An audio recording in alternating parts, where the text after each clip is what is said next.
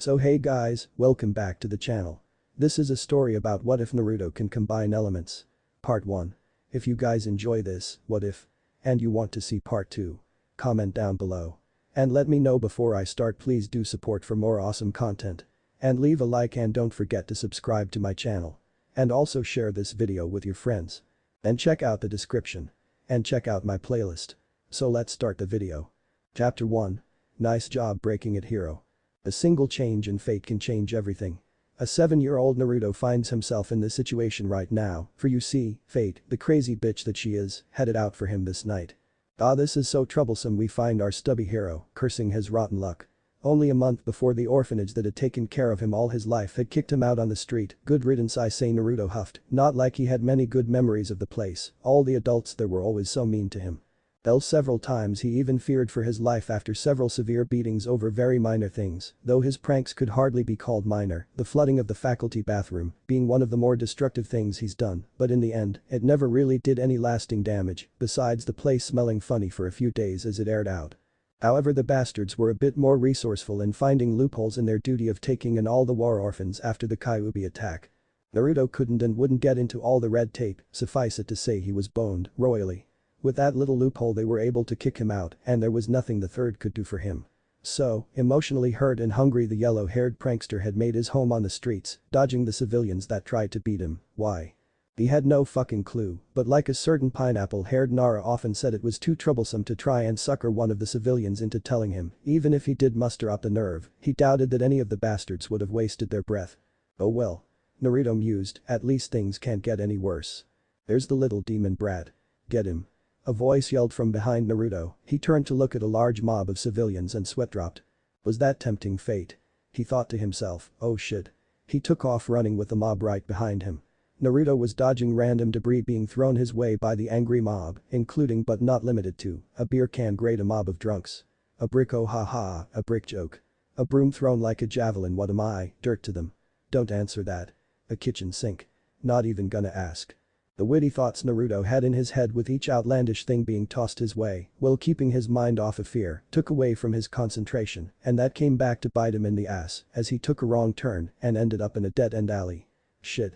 Naruto cursed his luck, turning back to see the crowd had barred the only exit. There were at least 10 of them, too many to fight and too many to fool. He wasn't getting away from this beating, he realized. He backed against the wall as far as he could, fear and anxiety clouding his eyes. He slid down the wall to a sitting position. No, please, he whispered. He noticed quite a few of the villagers were armed this time, unlike the times before they had just physically beaten him. Most of these were carrying sharp tools and knives. Are they planning to kill me? The thought caught in his throat, choking him.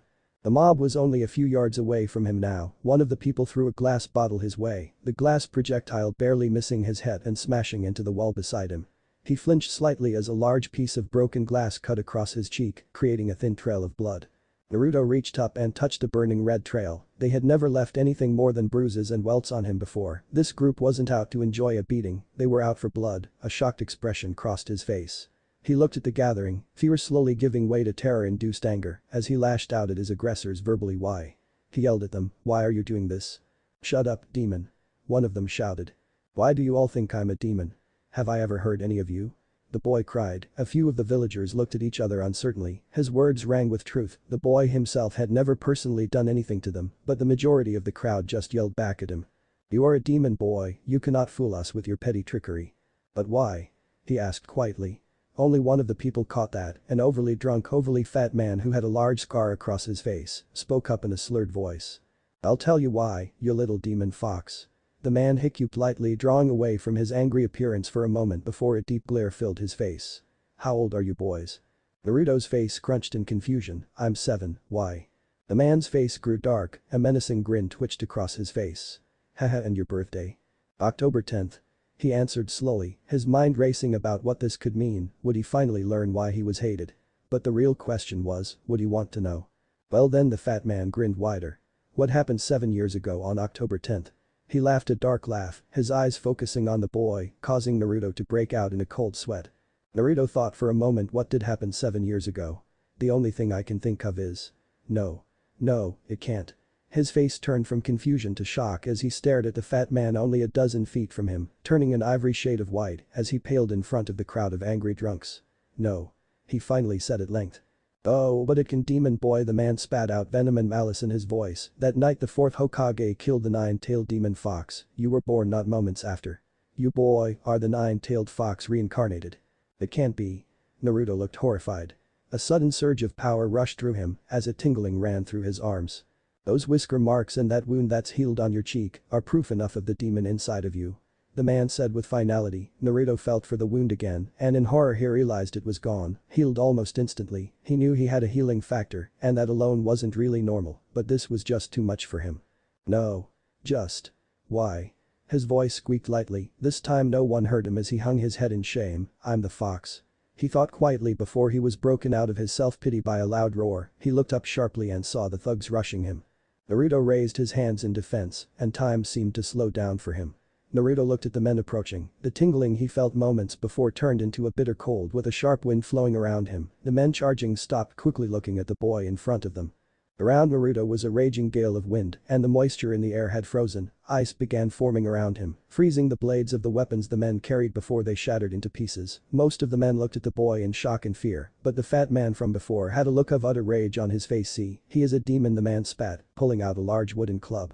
He rushed forward preparing to crush the boy's skull. Naruto raised his hand in defense, and the ice around him rose to meet the challenge. Unfortunately the man did not feel the pain, drunk as he was as the ice speared him in the stomach. With a look of shock he brought the club down on Naruto's skull, and a splitting pain ran through Naruto's head before everything went dark.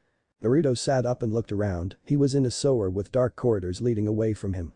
In front of him was a large room, the steam and heat from the room causing a sticky feeling to break out on his skin. The only thing that seemed out of place in the dank pipe-filled chamber was a large gate-like thing in front of him. There was a small piece of paper on the gate with the kanji for seal written on it. Naruto felt strangely sick in the place, like an evil presence was watching him. Where am I? He spoke softly, not expecting a reply.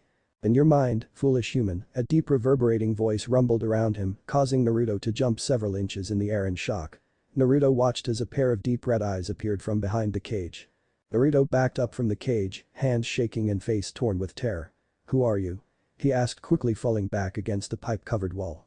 Stupid boy, that man earlier told you, didn't he? I am the nine-tailed demon fox Kyuubi. The beast roared the last bit and an evil smile spread in the darkness, the glittering teeth of its mouth shining behind the bars of the gate. A look of hurt crossed Naruto's face. So it's true then? I am a demon. The fox however laughed heartily, the exhaled air shaking the room. You? A demon? Ha, don't make me laugh. The beast chuckled, the only demonic thing about you is me, foolish human, that fleshy sack of meat you killed was as big a fool as you. You're no demon, you're not worthy of that title, human. The fox grinned again. Then what am I? The blonde asked, fearful of what the beast would tell him. Well, seeing as you're asking nicely, the creature mused, and I like that look of fear in your eyes, I'll tell you. 7 years ago, when I attacked this village, your father was the fourth Hokage. The fox started, but Naruto interrupted it in shock. The fourth Hokage was my dad. Naruto's breath caught in his throat. Old man third had told him he was an orphan. If that was a lie, why didn't the third tell him? Before he could ask the beast more, he was pulled from his thoughts. Yes, stupid mortal, interrupt me again and I'll rend your soul to pieces. The threat was an idle one, seeing as the seal would keep it from killing the boy, but Naruto didn't know that now, did he? As I was saying, the fourth fought me outside your village, and in one of the most insulting things any human has ever done to me, he summoned the Shinigami and sealed my soul and powers into you, boy, his son.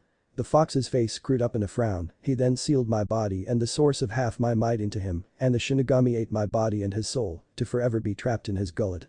The fox growled deeply at the spawn of its most hated enemy. To answer your earlier question, you, boy, are the bearer of a demon. In the words of your weak language, you are known as a Jinchuriki, a human sacrifice meant to hold back the powers of a demon, and as much as I loathe the fact, you are also the only thing keeping me alive. This seal here binds us together. If you die, I die. It's as simple as that. Naruto was silent for a moment. He finally looked up at the evil presence that now had a shape and name. So what now? What do I do now that I know all this?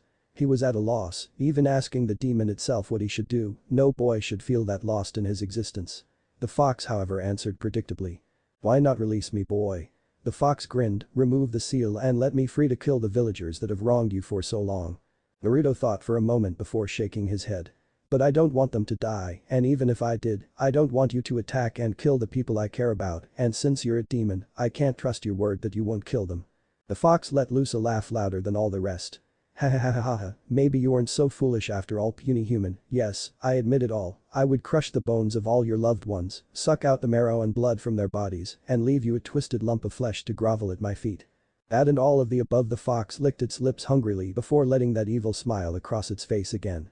An angry look crossed Naruto's face, the way he blatantly said he'd destroy everything he held dear was infuriating. You bastard, the villagers were right, you are a demon, I hope you rot in this cell for the rest of my life, you fucking bastard. The fox's face screwed up slightly, going from that deep smile to an odd frown. Stupid boy, do you think this seal will hold me forever? Simply by being here, talking with me already shows the seal is weakening, it is only a matter of time before I feast on your bones. The fox growled at him, but Naruto wasn't fazed as he stared the fox down, and surprisingly the fox frowned and backed down a bit. No matter, I am only telling you this now, because you will find out soon enough anyway, after you killed that villager, the other weaklings are taking advantage and surrounding your unconscious body. Now if it were up to me, I'd have just let them kill you, but seeing as my health is directly connected to you still breathing, I'll give you my aid this once. The red beast grunted once before it forced its crimson chakra through the gaps of the bars, surrounding Naruto in a vile cloak. What are you doing to me? Naruto yelled. Unless you wish to die from those pathetic villagers, you let my power in, even if you don't believe me, I promise not to hurt you this once, I need you alive and blood pumping to eat you, I don't particularly like rotten meat.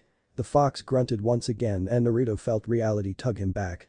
With a shock his eyes opened wide to see a dozen or more weapons coming down on him. With a rush of energy a dark red chakra rose up pushing the men away.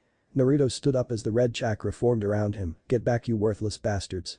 He yelled, raising his hands in an attempt to do as he did earlier with the ice powers. He felt the familiar biting wind and cold in his arms before something else filled him, a deep foreboding. Suddenly time seemed to stop.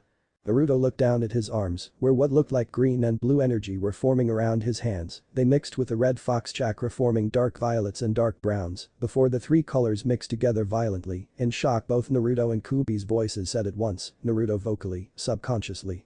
What? Before all sound disappeared in a flash of white light. Forest of Death, an hour later. Naruto awoke yet again, in a place he didn't recognize. At least it isn't a sewer this time, Naruto thought dryly. He was laying in a meter-deep crater where it appeared as though he had hit rather hard. He looked down at his tattered clothing, held together by the seams. Well, there goes my wardrobe, he chuckled absently, shaking on his feet. Whatever the hell had happened had drained him badly of chakra.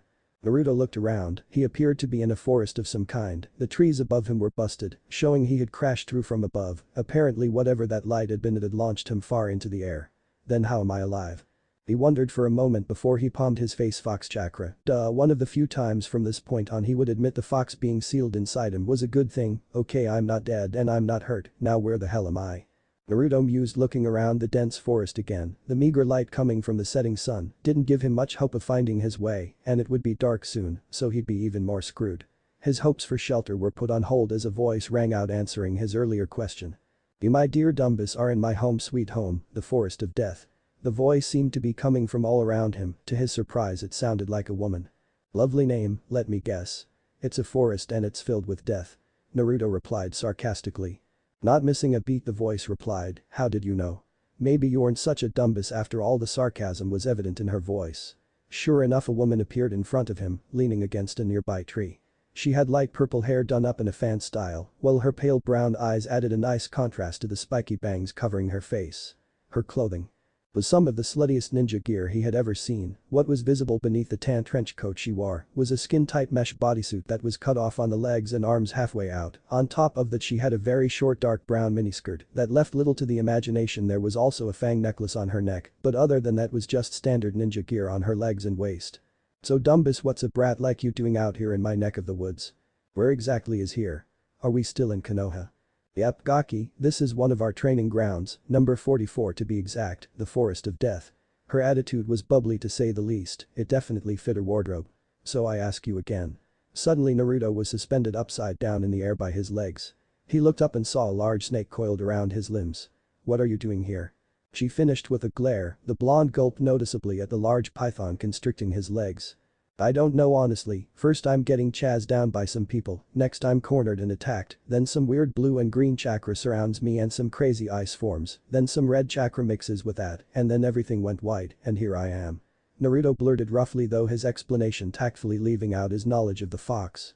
He didn't know the woman, she was clearly a Konohinin judging by her headband, but he still didn't trust anyone, but maybe old man Hokage with the truth of his meeting with the fox. Anko looked at the boy, his appearance showing her more skin than necessary, with all the rips in his clothing and the several burns on the cloth. It was possible that the fox's chakra had taken over the boy and had caused the explosion, but what concerned Anko most was those other two chakra the boy spoke of. Damn, this isn't good, if what he says is true those people who cornered him are probably dead, not like they deserve any sympathy for attacking a child, but damn, this kid is out of luck if the council gets a hold of him. Better take him to Sarutobi, he'll know what to do. Walked over to him. We're going to meet the Hokage, try to cover yourself a bit, wantcha. She gave him a dirty little grin that made Naruto blush a little. Before both of them disappeared in the office of Sarutobi Hiruzen Aka the Sandaime Hokage, the old man was working on a stack of papers, his old age keeping him here late into the night with his duties to the village and its people. It was at this time that a swirl of leaves signaled into the third office. He looked up quickly to see Anko, behind her was Naruto hanging by his legs from one of Anko's snake familiars.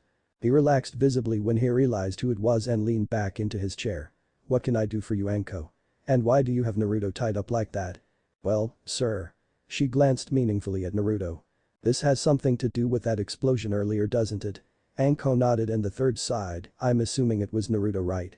The third shot gave Naruto a serious look. Naruto gulped. Yes sir, but I think it had to do with that, sir. Anko explained. The third's face became solemn as he pondered what to do next. What he wasn't prepared for was Naruto somehow slipping out of Anko's grasp and confronting him. Gigi. Naruto sighed as he sat down in the chair opposite of him. Naruto looked up and stared straight into Sarutobi's eyes. The dead look in Naruto's sky blue eyes made Sarutobi visibly flinch. I know about Kyuubi, old man. I met him tonight and there are some things we need to talk about.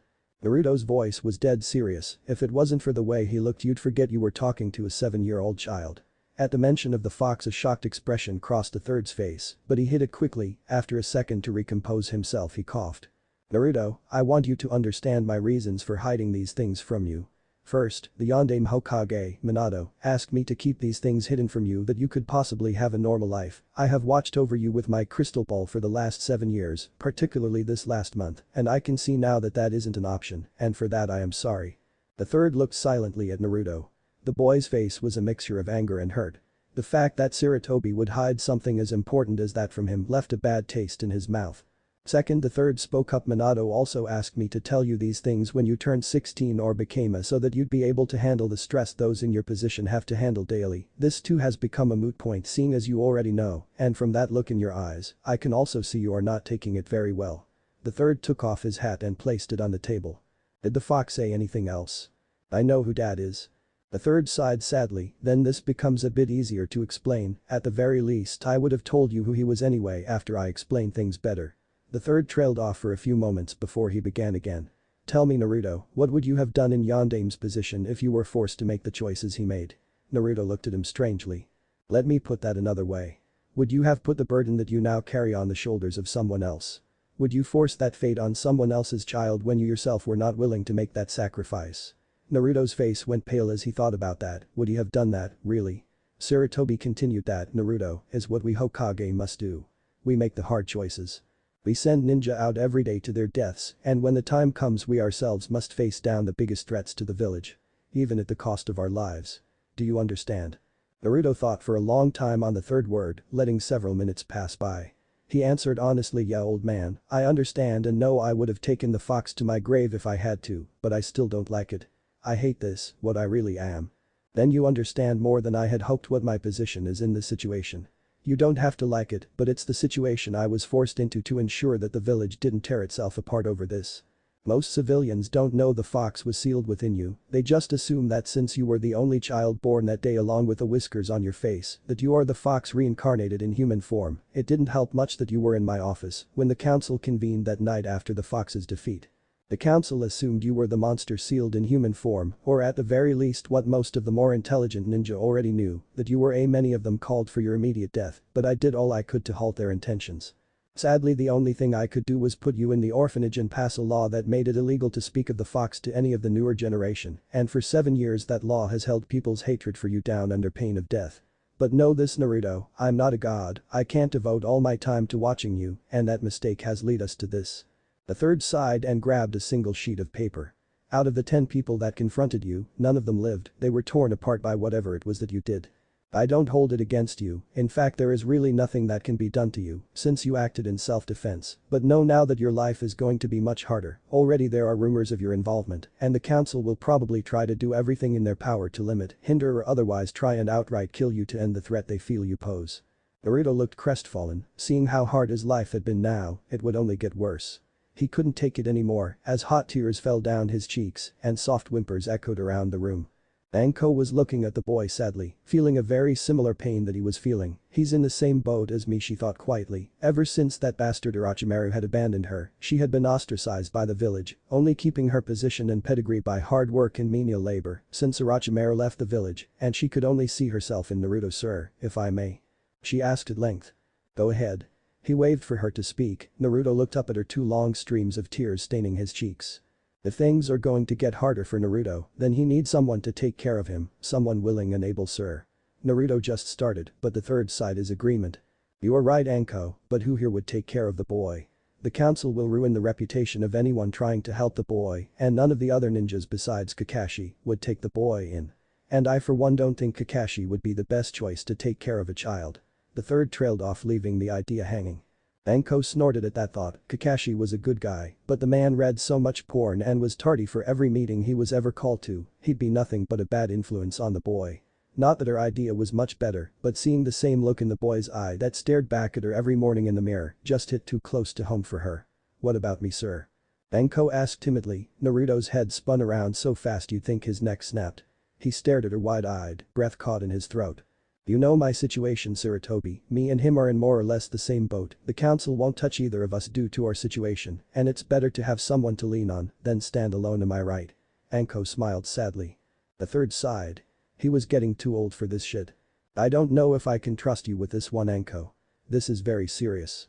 The third was about to continue when Anko cut him off. Trust. Anko shouted in outrage. Trust is something I've had to work tooth and nail to get after that snake bastard left the village. I have to sweat blood and tears to get to where I am, who else than me to take care of the boy? Someone who has shared his pain and has come out of that darkness at least somewhat sane. She glared daggers at Sarutobi, who sighed again, he was getting too old for this shit. Very well, Anko, I leave him in your capable hands, but I have a few more things to say to Naruto. What is it, old man? Naruto asked, his joy at finally having someone take care of him tempered by the serious way the third addressed him.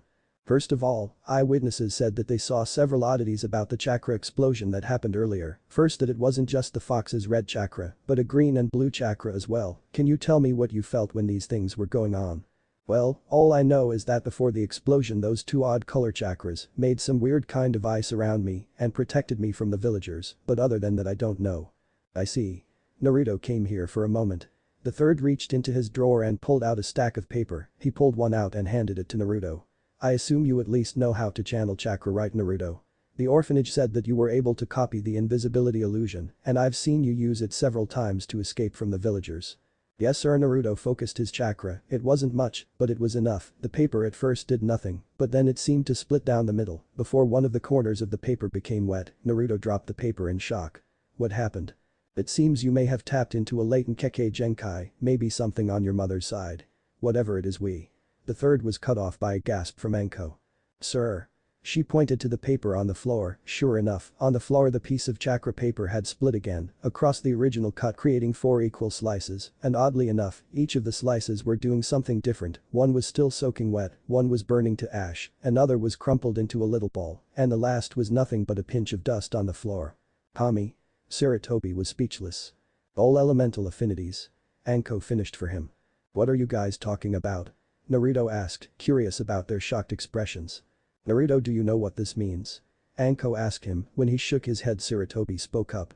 This means something unprecedented, Naruto. Having all elemental affinities is all but impossible. Sure, most people have one major affinity. Most Jonin after years of practice can have 1 or 2 minor affinities as well. But Naruto, not only do you have a major affinity with wind, shown by how the paper split not once but twice, but all 4 other elements as major affinities. And those affinities are extremely powerful. I've never seen chakra paper affected so powerfully by an element. Naruto, the reason this is unprecedented is the fact the last person to have an affinity to all 5 elements was the Rikido Sennin himself. The third let that bit of information hang grimly in the air as the three of them stared blankly at what was left of the paper. Chapter 2, perfect for each other, maybe. But how? Naruto asked, shocked by what all this could mean. The third looked pensive a moment, stroking his beard in thought. Honestly, I don't know, he said at length. I have a theory as to how that could happen, but it's a bit out there. What do you mean? Anko looked curiously at the third. Well, if my guess is correct, Naruto may have had, or may still have a Kekkei Genkai, one of the lost bloodlines of the Land of Mist, the land near Whirlpool. The home country of the Uzumaki clan, which Naruto is descended from. As you know, wind and water are the affinities of Himten, or ice release. What most people don't know is that the tailed beasts all have chakra affinities as well. For instance, Kyuubi's affinity is fire, an extremely strong fire affinity. What I'm guessing here, and this is strictly guessing, is that when you subconsciously used the Himten bloodline, it mixed in all the wrong ways with the fire-aligned Fox's chakra, causing a massive feedback into your chakra system. Namely, the mixing of the fire and water affinities caused an imbalance, and the wind chakra tossed fuel onto the flames, so to speak, creating even more havoc in the boy's systems. But what I don't understand is why he now has 5 elemental affinities, but I'm guessing it has something to do with the feedback. The rest of the third's words were cut off as Naruto felt himself being pulled inside himself. It was an odd feeling that left him in that familiar sewer that was apparently his mindscape. Naruto sweat dropped. I seriously need to figure out a way to clear out my head. Honestly, if this is how a normal person's mind looks like, I'd hate to see the inside of a perv's head. That's not how a mindscape works, monkey. The very irritated voice of the fox echoed around him. A mindscape is based on a person's personality and experiences through life. Seeing how bad you've been abused, your life has pretty much been in the shitter. Your mind apparently took that literally. I really didn't want to hear that coming from you. The 2 flaming orbs of the fox stared blankly at him as his eyebrow twitched in irritation. The fox leaned back a little, relaxing as much as it seemed possible in that relatively small cage. Deal with it, human. We have more serious things to discuss. I know you're talking about how you apparently obtained an affinity to all 5 elements, and I personally want to put my 2 cents into this conversation. Sarcasm filled the blonde's voice. And how exactly are you going to do that, fuzzball? If you haven't noticed, you're locked up in here and there's no way in hell I'm releasing the seal. He puffed up in front of the great demon, pointing an accusing finger at the beast. The Kyuubi sweat dropped. Well, as much as I loathe to admit it, you are right for once. However, I have an idea. It's not the preferred one, seeing as I'd rather be released to cause mayhem and torment as is my namesake, but you continue to be difficult. Well, sorry if I actually care for things other than myself. He glared at the fox, not budging an inch, despite the fact the creature was 100 times his size. I remember now why I don't try to reason and just eat you monkeys. You always give me a migraine. The fox rubbed the bridge of its nose with its claws, which to Naruto looked rather hilarious, and he tried hard not to laugh. And was failing miserably. Shut it, human. I'm willing to help you here to further my goals. Be glad I'm even lending you my aid. If events had been any different, I'd have left you to squirm without knowing anything. But seeing as you now have something this troublesome running through you, you need to be informed in case you accidentally kill yourself and me along with you. The fox grumbled a few times angrily. What do you mean? Naruto stuttered a little, his eyes shifted to concern in anticipation of what the fox would say. You can perform hand signs, correct? Naruto nodded. Good, I'm going to teach you a known as shadow clones. This is one part of what you need for me to help, and don't worry about the outside world. Time flows differently here, minutes outside can last hours in here, so you should have plenty of time to learn. Naruto nodded again, looking at the Kyuubi's hands. Claws, and noticed they were in a seal. See this seal here? Naruto nodded again. Now this isn't very difficult. The only reason I know this is because it only requires one hand sign, and those bastard leaf shinobi used the thing countless times on me when I was destroying your villages. Haha, good times. The fox chuckled darkly, and Naruto turned a beet red at the beast's nonchalant attitude at murdering the people who would one day be his subjects.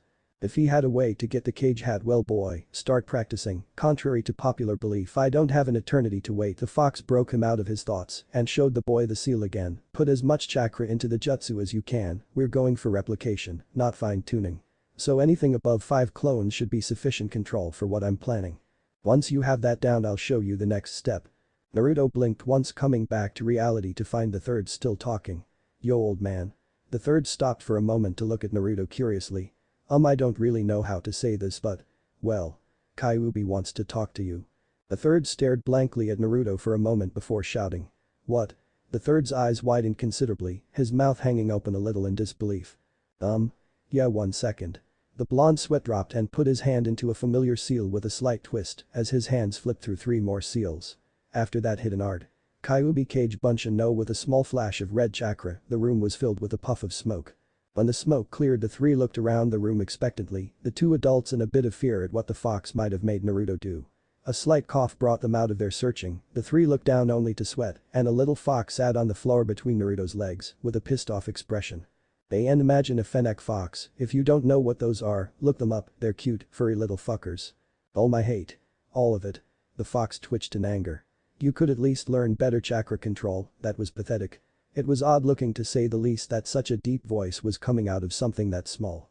Naruto, the third and Anko looked at each other for a moment, then immediately fell to the floor laughing. I hate. All of you. The third was the first to come out of the laughing fit. Kyuubi. Is that really you? You're a bit smaller than I remember. The third eyed the fox who now had a feral look to its face. I'm not even going to answer that, remarked Monkey. I came here to discuss the circumstances of the container's chakra system. The third immediately sobered up. What do you mean? What has happened that I should be aware of? The third's hands clenched in concern. If the fox was willing to speak to him in person. Animal. Then something terrible must have happened. As you probably know, the boy now has all the elemental affinities. The third nodded. Well then, this shall be easy. What you don't know is that when my chakra mixed with the boy's Kekkei Genkai, it caused a chain reaction in his chakra network, causing a feedback that all but completely destroyed his chakra network. Every one of his tenketsu were vaporized. At this, all the human mouths in the room dropped. Yes, I see you understand that little bit of information at least. Well, moving on, I worked furiously on the boy, sending around 3 taels worth of chakra through his system all at once to repair what I could. Now this is where it gets strange. You know basic chakra theory, right, mortal? It looked pointedly at the third, who nodded in response. Good, then you know how a being's elemental affinity is decided in the womb, where the parent's DNA is used to determine the affinity. What happened here is extremely rare, but with my tinkering in the boy's chakra systems, I came across the symptoms of elemental convergence. This is unheard of in humans, mainly because humans can rarely survive their chakra system being vaporized. We demons and those of the summon realm can survive to an extent, but this boy surviving is not only statistically impossible, but should be naturally impossible. No natural being should be able to channel all 5 elements effortlessly. The only reason the Rikido Sennin was able to do so was because of the Rinnegan. The eyes themselves were an unnatural occurrence that allowed the man to do so. So what does this mean for Naruto here? The third asked, genuinely curious now.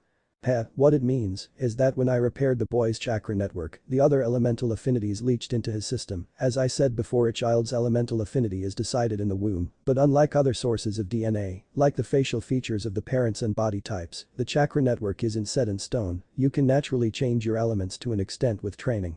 You can't effectively use all elements, but you could easily learn a few from affinities that you aren't allowed to. But when you completely destroy a portion of the chakra network and it is repaired, the elemental affinity that is present isn't there anymore. In effect, you have an elemental neutrality. This draws in any elements around it.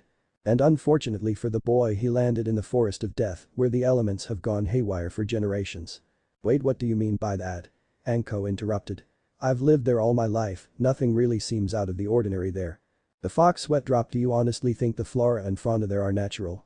Everything in that place is either highly toxic or abnormally large. Even in the ninja world, that place isn't normal. Anko made a slight O face. To be precise, it is a chaotic zone. There are several of these places in the world that cause things like that to happen. Sometimes whole nations are subject to a chaotic zone, such as Demon Country, or small pockets like the Forest of Death.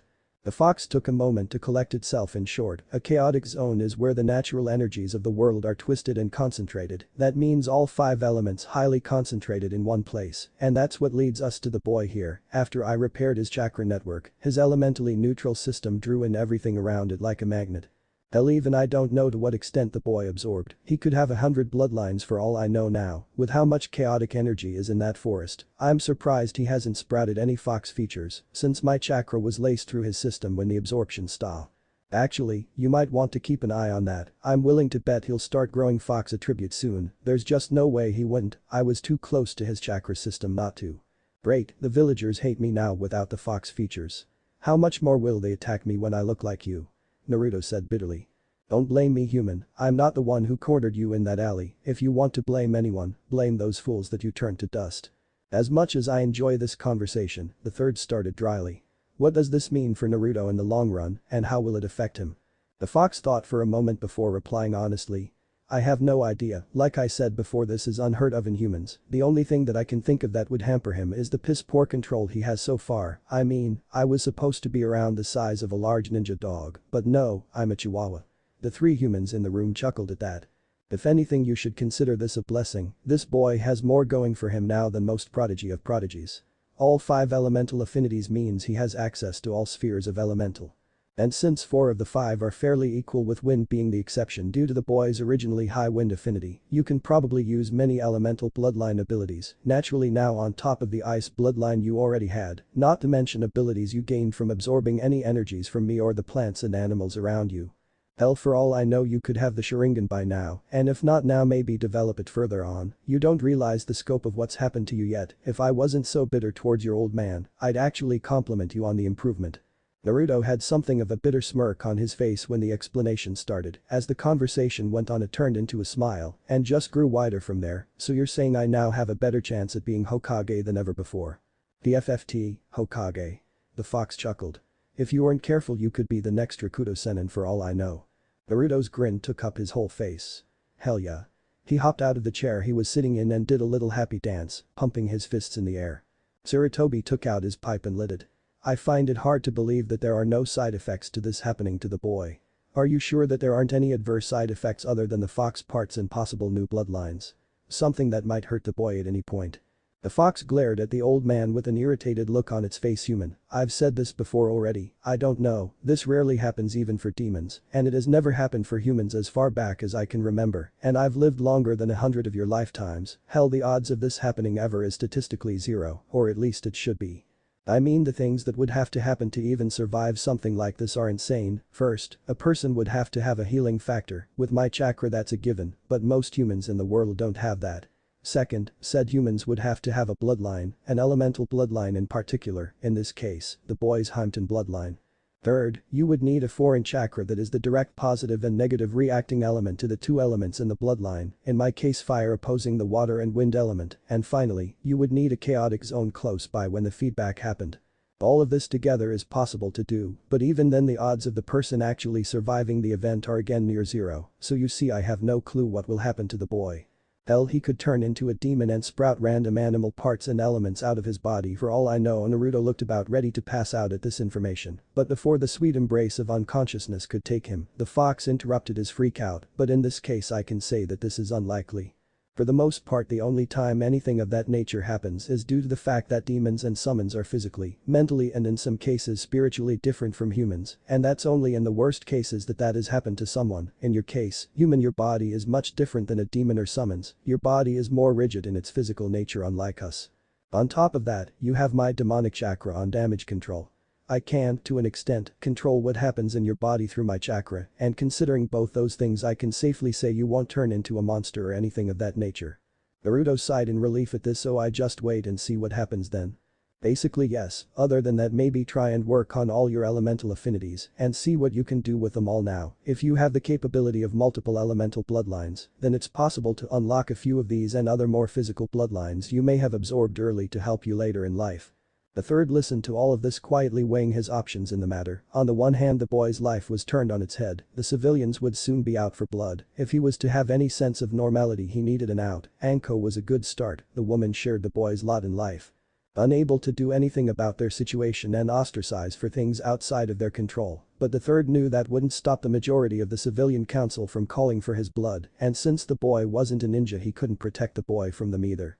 The only thing that could really save the boy is if he could somehow spin this new information about bloodlines to convince the council that the boy was worth the lives lost. Lord knows the civilians are bloodline hungry as it is, but that would just turn the boy into breeding stock. He'd need something more to keep that from happening. But what?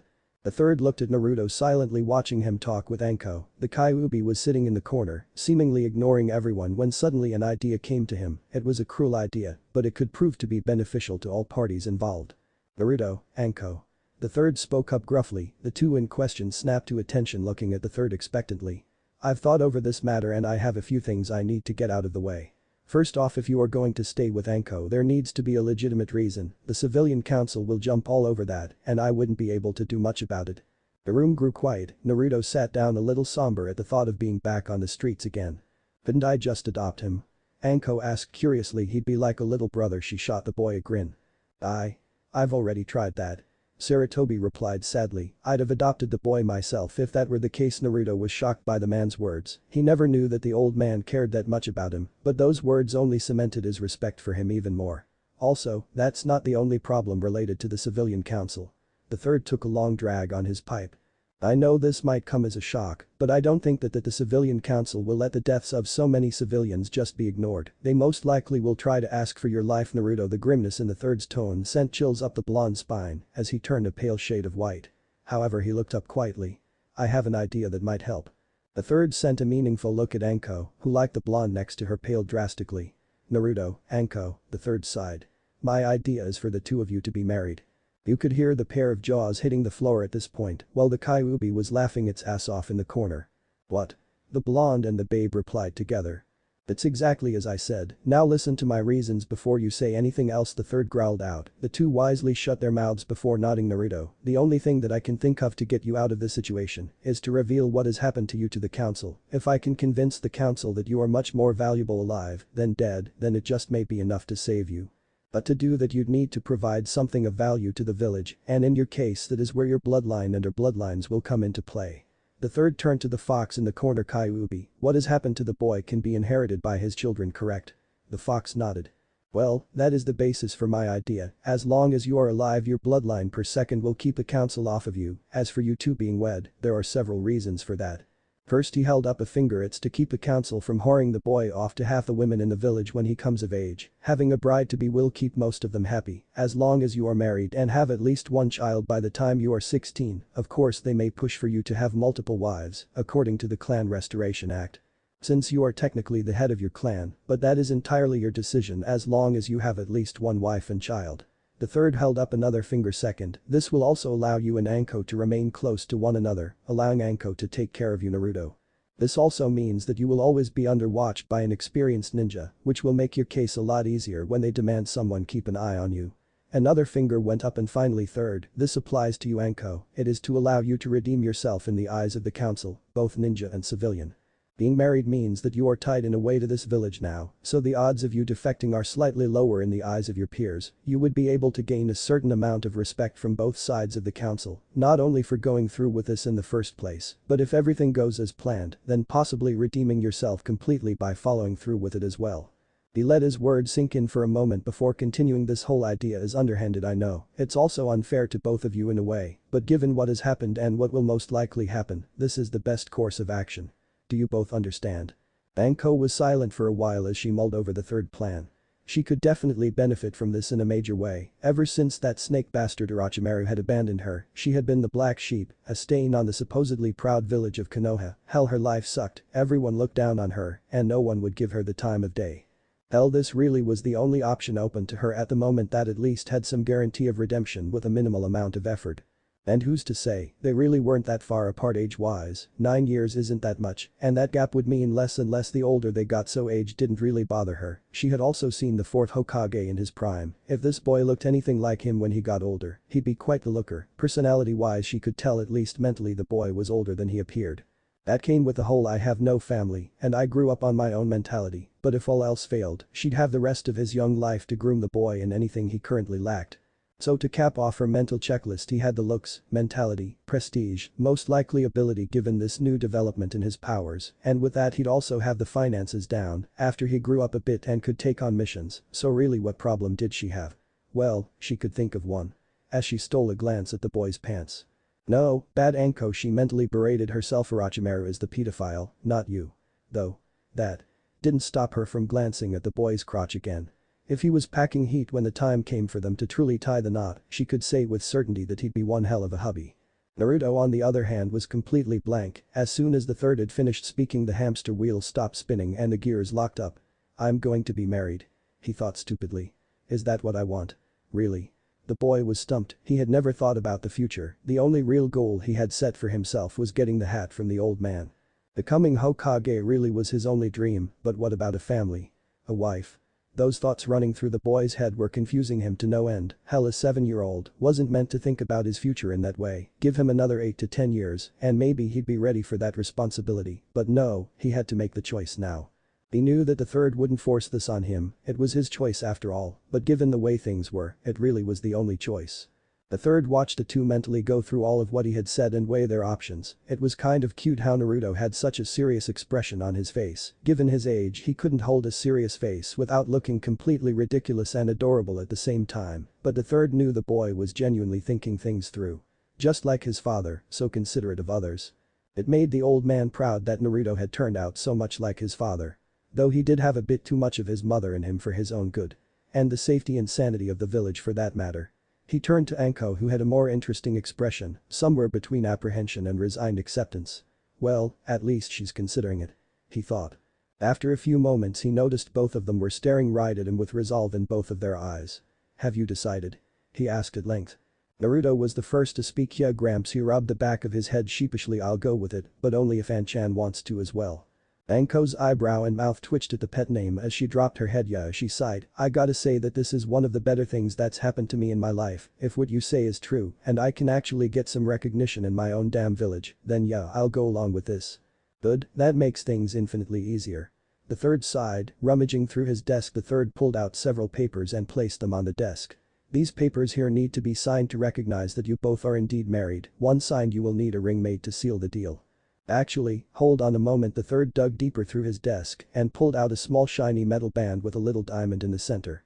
Anko frowned at the ring. Why the hell do you have one of those on your desk? The third sweat dropped. Well, I'm one of the few people in the village who does marriage services, aside from the fire monks and a few others in the village. Though people tend to come to me when they need to keep an engagement or marriage secret, also the amount of people who elope in this village is just silly. I get a couple in here once every other month or so I tend to keep at least a few of these things lying around just in case. The couple stared blankly at the old man as he placed a band on the table next to the papers. Well, Naruto, will you do the honors? The third nodded towards the ring and gave the boy a pointed look. Naruto nodded dumbly as he grabbed the ring. Gulping hard, the boy climbed up into the chair to be level with Anko. The boy gulped once before kneeling on one knee. Anko raised an eyebrow at this. If it wasn't for the fact that the person kneeling in front of her was a 7-year-old, she'd have been flattered. As it stood though, she was trying hard not to giggle at the ridiculous sight. Naruto gulped hard and tried asking the question. Anko Chan, the boy stuttered. Will you marry me? The boy had seen people do this before, but doing it himself was an entirely different story. He felt weird doing it, uncomfortable even, like people were staring, though it was probably just Anko who looked to be on the verge of falling on her ass from laughter. Anko looked at her future husband and chuckled mentally. The brat's got guts, I'll give him that. She reached out her left hand. Sure brat, I'll marry you, but when the time comes I hope you can handle me. She winked at him with a devious little smirk. Naruto nodded solemnly. I will, Anko-chan, I'll take responsibility and take care of you when we get married. The boy didn't realize exactly what he had just said. Or maybe he did and the adults in the room just took it the wrong way. Yeah, that. Anko couldn't take it anymore and fell to the floor laughing. The third had a perverted grin and a small trail of blood coming from his nose. Kyuubi. Well, he was asleep, but the wide grin on his face showed he was well aware of what his idiot container had just said.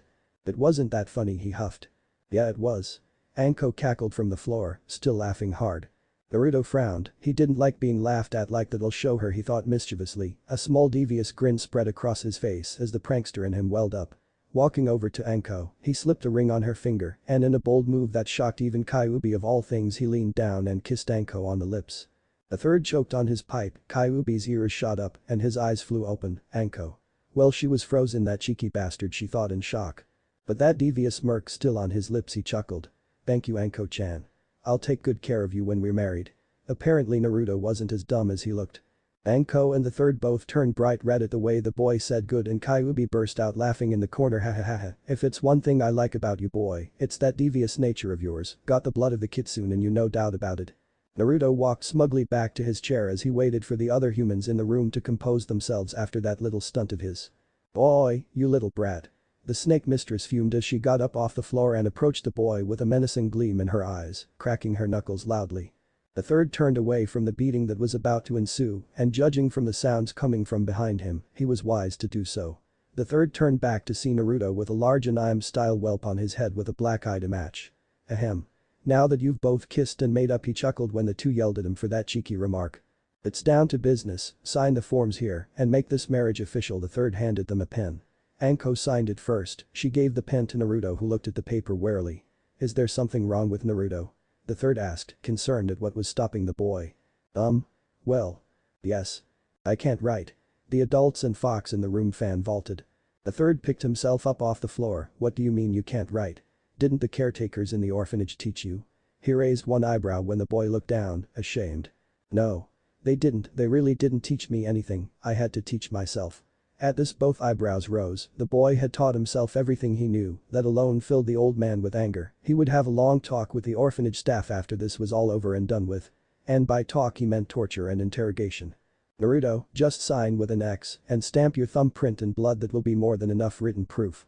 Naruto nodded, used a pen to cross an X next to Anko's name, then used a kunai letter opener to slice his thumb open. He dipped the other thumb in the small pool of blood, just enough to coat, and pushed it onto the paper, leaving a thumbprint slightly smudged but clear enough to show a majority of the boy's fingerprint. The third looked over the paper for a moment before signing it himself as a witness. Well then, by the power vested in me by the Fire Daemon, the head monk of the Fire Temple and the good people of Konoha, I now pronounce you husband and wife, you may kiss the bride. He motioned his hand suggestively with a grin on his face. Anko looked at Naruto, who looked back at her. Well, he's already kissed me once. She rolled her eyes and leaned towards him. Naruto pulled himself together and leaned in as well. For a moment their lips met, surprisingly it was a rather long kiss. Naruto broke the kiss, pulling back. You could see he had a slight blush on his face. Anko was in a similar state. He's actually a good kisser, she giggled to herself. I can't wait to see what he's like when he's older. Well then, the third coughed, a similar blush on his face and a tissue in his nose. I think it's time we break the news to the council. I'll call an emergency meeting now. You two wait here and get to know each other while I take care of things. The third stood up before walking out to his secretary. Tonight's going to be a long night. Chapter 3. Screwing the council. After an hour of waiting in the third office, the third walked back inside to talk to the newly married couple, only to find them both sound asleep. Anko leaning back in the chair Naruto had been sitting in, with Naruto comfortably curled up like a fox in her lap. Naruto, Anko. The third spoke up, waking the two from their nap. Naruto fell off Anko with a curse, hitting the floor with a thump when she jumped out of her seat. Anko looked around quickly for a moment before she smiled sheepishly when she noticed the third looking at her with an eyebrow raised. Perhaps I don't have to worry too much about them rubbing off on each other. After all, the third chuckled to himself, amused at the pair's almost immediate bonding. If it was one thing that brought people together, it was a shared loneliness that they could relate to. Are you alright, Naruto? The third asked the boy, who was picking up what was left of his dignity after being unceremoniously dumped on the floor. Yeah, Gigi, I'm alright. The boy turned to say something to him when the third gasped. Naruto. What? The boy jumped back, startled by the third's raised voice. Your eyes. The third pointed to a small mirror on the wall. The boy turned and nearly jumped out of his skin. His pupils were thin, his eyes were still sky blue, but his once round pupils were nothing but slits now. I told you you'd most likely start showing Fox attributes. I'd keep an eye out for your tail and ears next. Kyuubi spoke up from the corner. I didn't think it would start happening right now, the boy groaned. His transformation was already starting, and it could only cause him more grief once the council saw him. Come on, Naruto, Anko, we can worry about Naruto's Fox parts later, the council is waiting for us. The third led the pair to the council room. Once there he opened the door and motioned for the two to enter. It's good to see you all are here, council members. The third greeted them all. Getting to the point, Saratobi, a middle-aged merchant, spoke up. We all know this has to do with the little brat over there, so what is it? Now Kurakara-san, I think there's a lot more to this than that. The voice belonged to an elderly man who ran the local cloth shops around Konoha. He was also one of the more high-level heads of the civilian council. Kurakara glared at the old man for a moment before sighing. Go ahead then, Hokage. Very well, the aged Kage nodded. The fact of the matter is that this meeting is, to an extent, about the young Uzumaki over there. He motioned to the boy in the corner of the room. Roughly 3 to 4 hours ago, Naruto was cornered by a mob of civilian villagers who, by witness accounts, tried to take the boy's life. There were several murmurs among the men and women at the table at this. I am sad to announce that those individuals are no longer among the living. There were cries of outrage at this. Did the boy kill them? A curious voice asked. Everyone turned to the speaker, the pale-eyed head of the Hyuga clan, Hiashi Hyuga. Yes. The third started quickly, but before the rising voices could get louder. However, he said with a harsh tone, and the council wisely quieted, the boy had reason to defend himself in this case, and while it still stands that he has killed, I believe a far more interesting event has occurred from this incident. Namely, the means by which young Naruto here killed those men. There was whispering through hearing before the Hokage continued. Due to the stress the boy was placed under, he inadvertently accessed his bloodline. Voices were raised, but again the third quieted them. I am not finished, as I was saying, the boy here unlocked his bloodline, which if any of you are wondering is Hymen, ice release, but that isn't all, again due to the stress the boy was under, it just so happens that the boy unknowingly tapped a bit of the Kyuubi's chakra. He took a moment to let that sink in. The boy is fully aware of what is inside of him, as he tapped into the fox's chakra at the same time as his Hymen bloodline was active, but for reasons currently unknown, the chakra mixed in a negative way, creating a feedback which caused that explosion earlier today. What does this mean, Hokage-sama? A bored voice asked from the back, the voice belonged to the head of the Nara clan, Shikaku Nara. Well, I can't really explain without showing you, Naruto, come here a moment please. He waved the boy forward. As Naruto got closer, he noticed a few looks of shock as they noticed his slitted eyes and all but destroyed clothes, but he ignored the glares they shot him and approached the third. Here, channel chakra like you did before, as he handed Naruto another piece of chakra paper. Naruto held the paper over the council table, and like before the paper split into 4 equal pieces, each being affected by a different element. Immediately shouting rang out. What is the meaning of this? An elderly voice asked, raising his voice to be heard over the others and yet still sounding calm and collected. Danzo. Ever a pain in my ass. The third thought quietly before raising his voice, as you can see gentlemen, the boy not only has an elemental affinity to wind and water, the pair of elements that make up Hymen, but the other 3 elements as well. As for the meaning, well, that is the strange part. Due to the boy's accident, as we'll call it, the clashing chakra in the boy's system rebounded and struck his chakra network, instantly vaporizing a good portion of it in the explosion. Impossible, Hisashi interrupted. No human can survive their network being damaged that badly. He should know, the Hyuga were experts on fucking with the chakra network to kill people. Exactly, Hisashi-sama, no human. This boy, while he is indeed human, has a body that does not follow the same rules in regards to healing. I will admit this now, but both I and Naruto here have had a lengthy discussion with Kyuubi himself on this matter earlier. A small yip from behind the third drew everyone's attention. The third moved out of the way to reveal Kyuubi in all his short fuzzy glory. Sup humans. The fox hailed them. Shouts of the demons escaped. And monster. Among other things rang out in the chamber. Well, fuck you too. The fox huffed and walked over to Naruto to collapse in a poofy ball at his feet. The third sighed and waved a dismissive hand at the council. Do not worry, the seal still holds. That form the fox is taking is just a bunchen body that it uses to communicate. The council whispered a moment over the fox until the third coughed to get their attention again. From what the fox explained to me, what has happened to Naruto here is what's known to demon and summon kind as elemental convergence, strictly speaking the converging of elements on a elementally neutral chakra network.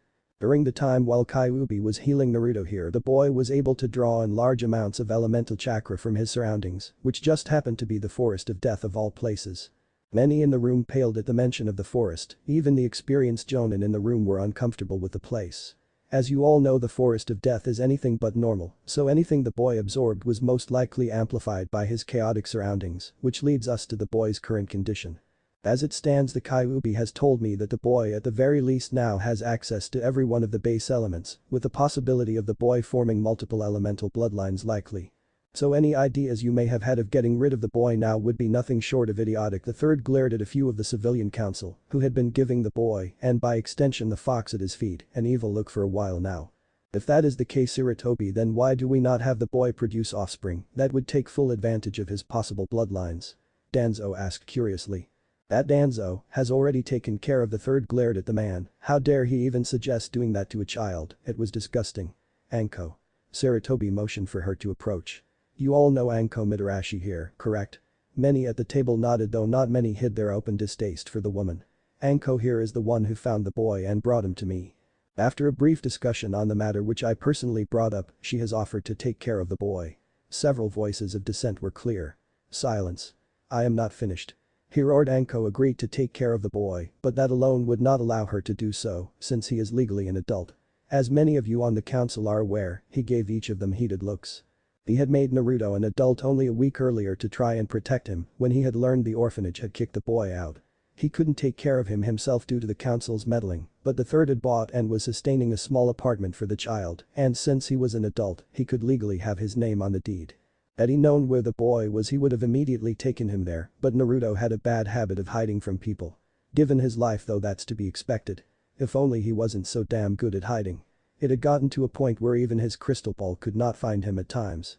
The third sighed, this wasn't going to be taken very well. Since the boy is legally an adult, clan head and last of his clan, he has made it clear to me that he did not want to be subject to the Clan Restoration Act without his say in who he takes as a wife. I discussed his options with him and we came to an agreement. As of this moment Anko Mitarashi is now Anko Uzumaki, the two of them are husband and wife.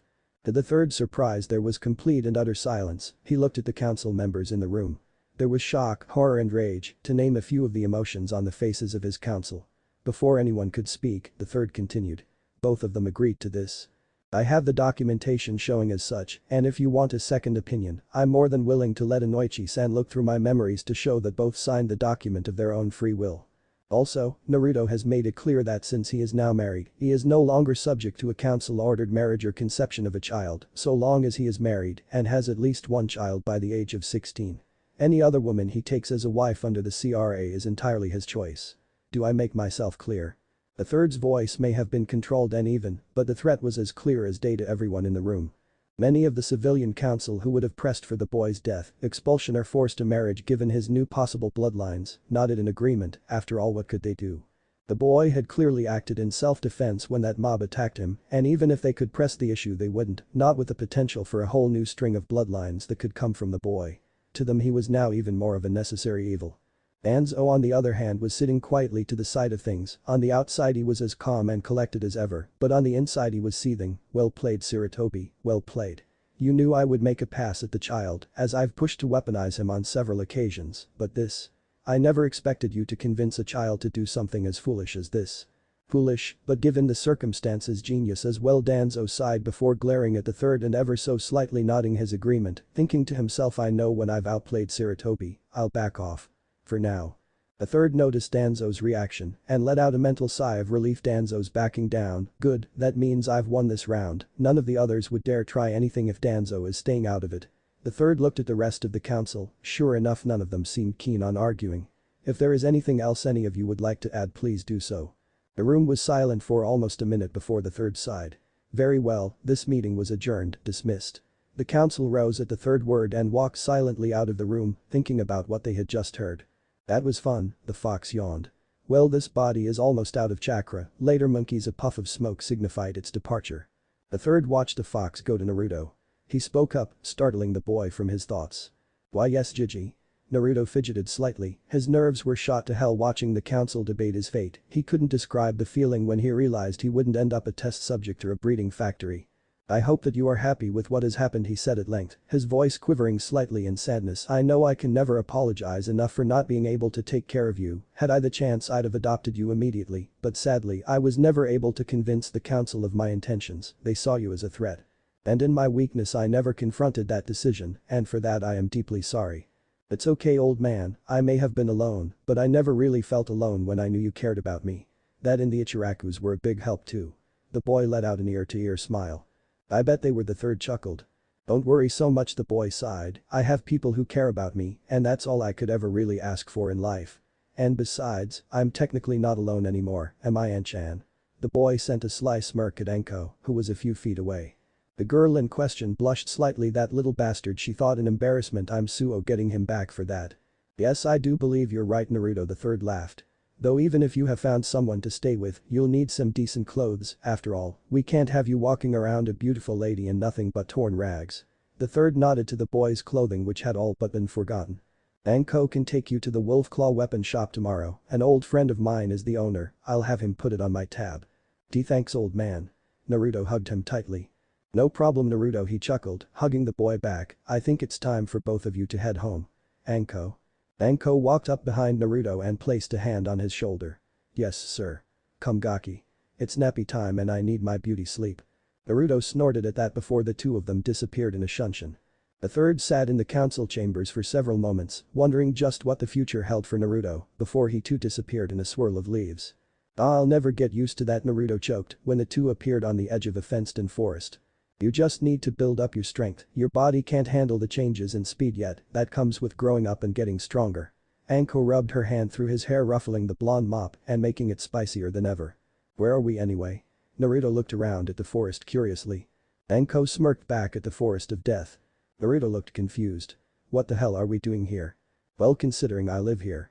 She trailed off, a grin plastered on her face. Naruto's eyes went wide. Wait, you live here? Guilty. Raising her hand up in front of her in a joking gesture. Ugh, any other surprises I should know about? He raised his brow questioningly. Well. She trailed off. I have a fetish for blood, my favorite color is purple, and my favorite food is dango. You take my dango you die, and I have a tattoo of a python on my ass. She ticked each thing off on her fingers. Naruto slapped a hand to his face and groaned. I didn't mean that literally. I'm a very blunt person. She smirked. I can see that. Naruto deadpanned. He sighed fine let's just get to wherever in this crazy forest we're going. Okie dokie.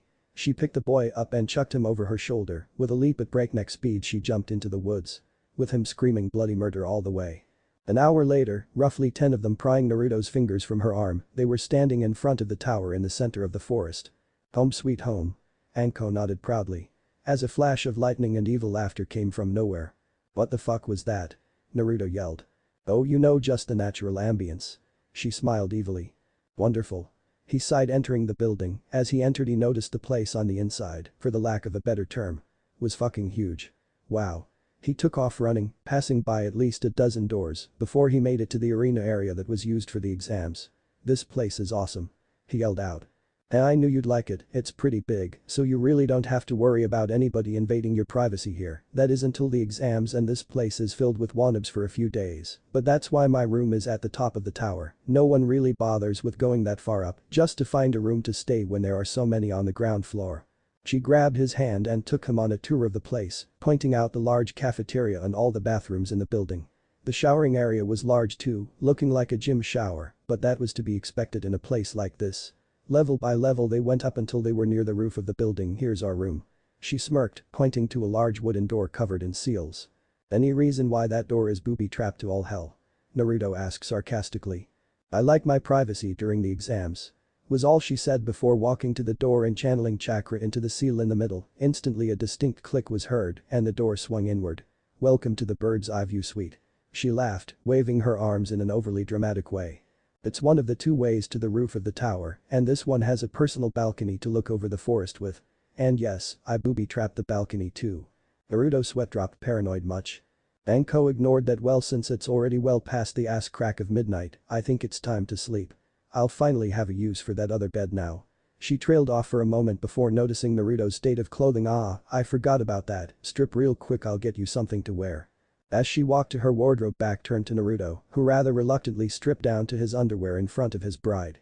This is awkward the boy thought to himself. Ah here we are, she pulled out an old long grey t-shirt and tossed it to the embarrassed boy, who put it on quickly, only to find the thing was many sizes too big for him, hell it looked like a full-length dress on him. Well, that's irritating. Don't worry about it, do you have a kunai, some rope and a needle and thread? Anko nodded and brought him the things he needed. Naruto immediately got to work, taking the shirt off he cut the thing out about the midway point, after that he took the bottom part and cut the lower 2/3 in a V shape, taking the needle and thread he began sewing either side of the V. The speed at which he was doing this caused Anko's eyebrow to raise. You're pretty good at sewing gaki. Not stopping, Naruto grunted. Well you tend to learn things that make life easier when no one will help you. There was clearly pain in his voice, he had only been out on the streets for about a month before all this shit happened, but really the streets were a better place than that orphanage ever was, at least on the streets, there are plenty of places to hide from the people after you. Not like that helped much really. Anko frowned. Look kid, I don't pretend to know what your life was like, I lived it. You don't have to keep up this mask of indifference around me, I won't turn a blind eye to you just because you have some giant fireball inside you, and to be honest, you're not the only one having to bear a seal and bad memories. Naruto jerked his head towards her. Anko nodded and pulled her coat off of her neck, revealing a small black tattoo on her shoulder. The curse mark she said slowly. A seal developed by my previous master Orochimaru, he gave this to me when he defected the village, as a memento of our relationship. It gives him power over me, to cause me pain whenever he wants, and the thing throbs constantly. I'm lucky most of its potency is sealed away by another seal, but that doesn't stop it from hurting me, or from other people thinking I'll turn on them at any moment, controlled by some snake bastard. Naruto's face was blank for a moment as he looked at Anko's face, there was genuine sadness there, and a bitterness he'd only ever seen in himself. Naruto sighed, it was times like these that made him feel older than he was. A 7-year-old acting like someone triple his age. He dropped what he was working on and walked over to Anko, without saying a word he pulled her into a hug. Anko's eyes widened a little, after a few moments a small smile crossed her face as she hugged him back. It's pretty sad when a woman gets comforted by a child, or for that same child you are the one who understands her pain the most. She chuckled bitterly. I know An-chan, I know how it feels. To be alone. But we aren't alone anymore, are we? I guess not. She smirked as she tousled his hair again. They sat there for what seemed like hours together, just holding each other, letting the other's feelings show through, if only a little bit. Finally they separated, knowing that truly they were no longer alone. Naruto turned back to the cloth he was working on, putting the finishing touches to it. When he held them up until she snorted in amusement, he had turned the cut-off bottom of the shirt into a baggy pair of pants, complete with a rope belt. The top half of the shirt he sewed along the bottom to make a clean edge. All in all, it turned out to be a nice set of clothes for him, at least until he could buy some ninja clothing. Not bad at all. She appraised him. Like I said, knowing how to make things easier is a damn good skill. He flashed her a wide smile, which she laughed at before they both went to bed for the night, knowing that tomorrow would be a new day. For both of them. Meanwhile, in an undisclosed location. The pissed-off Danzo brooded. And brooded. You will rue the day you crossed me, Hiruzen. Danzo yelled out to no one in particular. Rue it. Then back to brooding the Uchiha Wannabe went, the stolen Sharingan eye behind his bandages spinning fiercely. But first, I must try that new flavor of Pocky I've heard so much about. Again yelling at no one. Maybe calling him Uchiha Wannabe was being a bit modest. Thought our lovable author as he contemplated seppuku via ballpoint sharpie. Chapter 4. Shopping with the Snake Mistress. Naruto awoke to a peaceful morning in the Forest of Death. The sounds of birds chirping could be heard all around the tower. Yawning to himself, Naruto dragged his ass out of bed, scratching said ass as he made his way to the bathroom. He opened the door with his foot as he yawned again, not even paying attention to his surroundings as he made his way to the toilet. Once there, he was preparing to take care of business when a cough interrupted him. He turned towards the sound tiredly, not expecting a naked Anko to be standing 5 feet from him with a towel draped over her shoulder.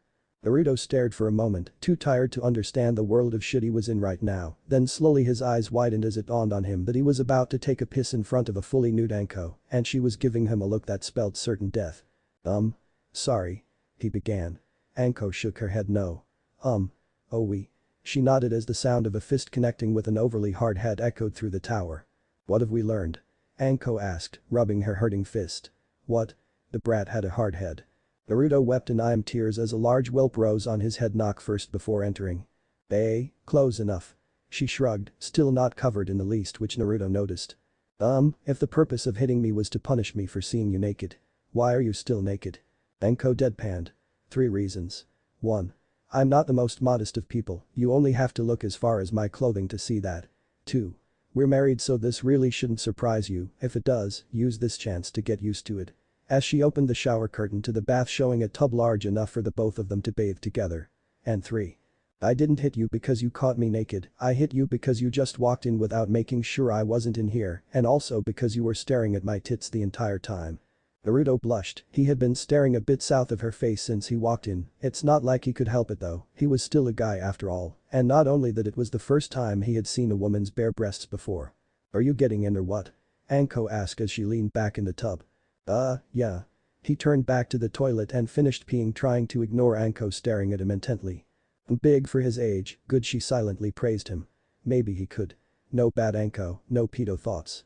She mentally slapped herself as Naruto sunk into the water with her, blushing madly as he sat in front of her. I'll wash your back for you. She smiled, lathering up a bar of soap and scrubbing the boy down. His skin was smooth to the touch, not a mark or blemish on him, but that probably had more to do with the fox than anything the boy did. As she was beginning to lather up some shampoo, she noticed a pair of odd pointy things sticking out of the boy's head, reaching out, and she grabbed a hold of them, and immediately Naruto melted in her grasp. She blinked a couple of times, then looked over Naruto's shoulder at his face and noticed his face was bright red, flushed, and was really relaxed. She looked at the points on Naruto's head for a few seconds, then started massaging the tufts of hair, lightly making the boy shiver in her grasp. A wide grin escaped her as she continued her massage. So cute. She giggled, the fireball was right, you already have fox ears coming in, I'd say a few more days, and you'll have a full-grown set to charm the ladies with. Oh joy. He said sarcastically, shivering some more as she hadn't stopped stroking his ears. Kami was sensitive. Oh, don't be like that, if you're so worried about someone seeing them, I'll teach you the chance to hide what you look like until we can get you a hat to cover them, and if your tail ever comes in we can figure something out as well. She poked the back of his head hard for a few seconds to get her point across. Naruto sighed alright as they both enjoyed the bath. In the Hokage's office. We find Sarutobi passed out in a pool of his own blood, the red fluid pouring heavily from his nose. Note to self, do not check on Naruto with the crystal ball in the morning. Not good for my health. The third thought before darkness took him. Back with our odd couple, we find them walking down the main streets of Konoha, with the aroma of the market district filling the air. Anko was dressed in her usual while Naruto beside her was in his makeshift clothing with a loose grey hat on that he had thrown together from a belt and some old cloth. Honestly, it looked like a cross between a chef's hat and a beret to him, but Anko thought it looked stylish with the rest of the clothes, so he begrudgingly wore the thing, rather than try and fool a village full of ninja with a half-assed henge. Anko looked down at her young husband and noticed his rigid posture. Don't be so tense, kid, as long as you keep that hat on and don't look anyone in the eyes they won't know the difference, and if someone starts shit I'm here with you. Some comfort at least, the boy retorted. Anko sighed, the kid was being difficult again. It wasn't that he didn't understand that they could count on each other now, it was the fact that the constant glares the villagers were throwing at him were breaking the boy's resolve.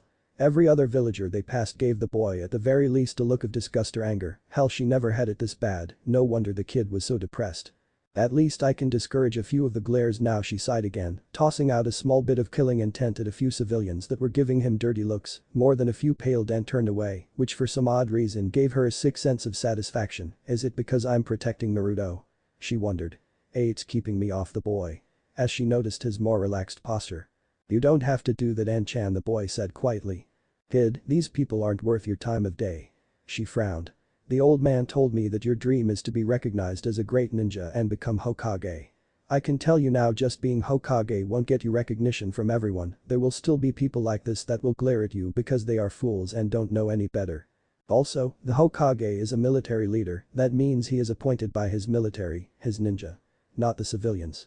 If you really want to get some recognition, show the ninjas who you are first and the civilians will follow. The boy froze at what Anko had said. Really? He thought to himself. He turned to Anko with a small smile on his face. Thank you, An-chan. Anytime, Gaki. The walk to the wolf claw weapon shop from there was in a deep but comfortable silence. Welcome. A cheerful voice greeted them as they entered the shop. Can I help you with anything, the man behind the counter asked.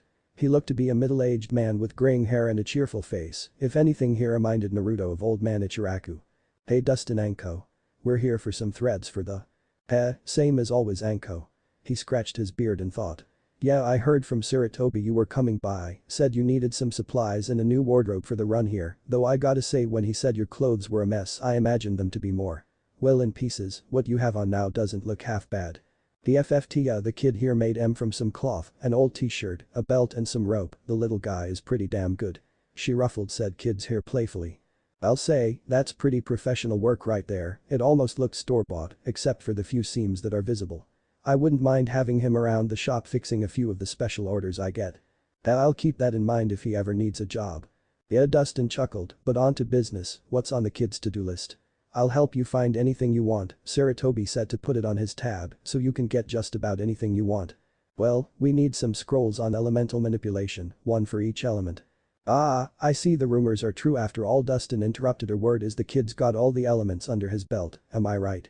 The Inko whispered, but keep that under your hat, I'd like for those rumors to stay rumors for as long as possible, no need to make things harder on him.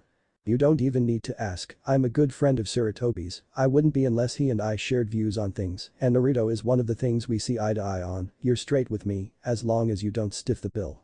Anko chuckled. As pragmatic as ever, I guess. Well, as I was saying, we need scrolls on elemental manipulation, just the basics for now, since I've really only ever covered earth manipulation. Dustin nodded. He'll also need some kunai and shuriken, preferably the practice kind if you have them. I don't need him cutting anything off before I can get to it. She raised an eyebrow in his general direction, and Naruto could only chuckle nervously. I see the other rumor is true too, Dustin remarked dryly. Under the hat, old man, or it won't be the boy that loses something to a kunai. She growled. Easy, easy. He held his hands in front of him defensively. I have a few sets of practice shuriken and kunai in stock, anything else? Yeah, she punted Naruto in the rear towards the clothing section. Go fetch Gaki. I'm not a dog. Naruto grumbled. No, you're a little fox, now get, before I do that thing I did to you this morning again. She flashed him a hungry little grin. Naruto paled visibly and took off into the rows of clothing. Dustin turned to Anko. Do I even want to know? He deadpanned. Nope. A few minutes passed before Naruto came back. The two adults in the room turned and their eyebrows rose. Naruto apparently had good taste in clothing. He had somehow found a mesh armor undershirt his size along with a black t-shirt on top, with the mesh coming out a few inches under the arms. His shorts were black as well and had orange stripes running down the seams on the side. A pair of fingerless black gloves were on each hand and a pair of black ninja sandals on his feet. The grey hat still sat loosely on his head though since there was nothing really loose to cover his ears, he just had to settle for grabbing a roll of black cloth and another belt to make a black one later. For accessories he had a kunai holster strapped to his leg, a ninja pouch on his waist, and on his back was a small tanto, which looked more like a full-length blade on the small boy. Wow, they both said at the same time. Not bad Gaki. That's a nice look, but what's with the sword? The snake mistress pointed to the blade curiously. I don't really know, I just liked it, I never really had any weapons to practice with, and this is something my size.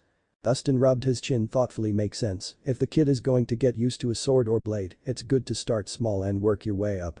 Alright I guess, but you can only practice with it while I'm around. I don't want you cutting yourself with it. Naruto nodded. Dustin marked a few things down on a piece of paper. Okay, you have the scrolls, the training tools and some new clothing and weapons, anything else? Naruto thought for a moment before something caught his interest. Hey old man, could we talk over there for a second? Alone? He looked out of the corner of his eye at a frowning Anko. Yeah, sure kid. The two walked to the back of the store for a few minutes, Anko watching the discussion silently. The boy was whispering in the man's ear, so she really couldn't make out what he was saying, but by the way Dustin pulled back surprised and looked in her direction, it couldn't be anything good. The two of them walked back to the counter. Yeah kid, I'll get what you wanted, but are you sure? That's a bit advanced for you right now. Yeah, I'm sure. He nodded. Okay, one moment. He walked to the back and opened his storeroom door. After a few minutes of rustling papers and clanging of metal, the man returned with a scroll in his hand. Everything is in this storage scroll, just send chakra into it and the materials will pop out. To store stuff just do the same.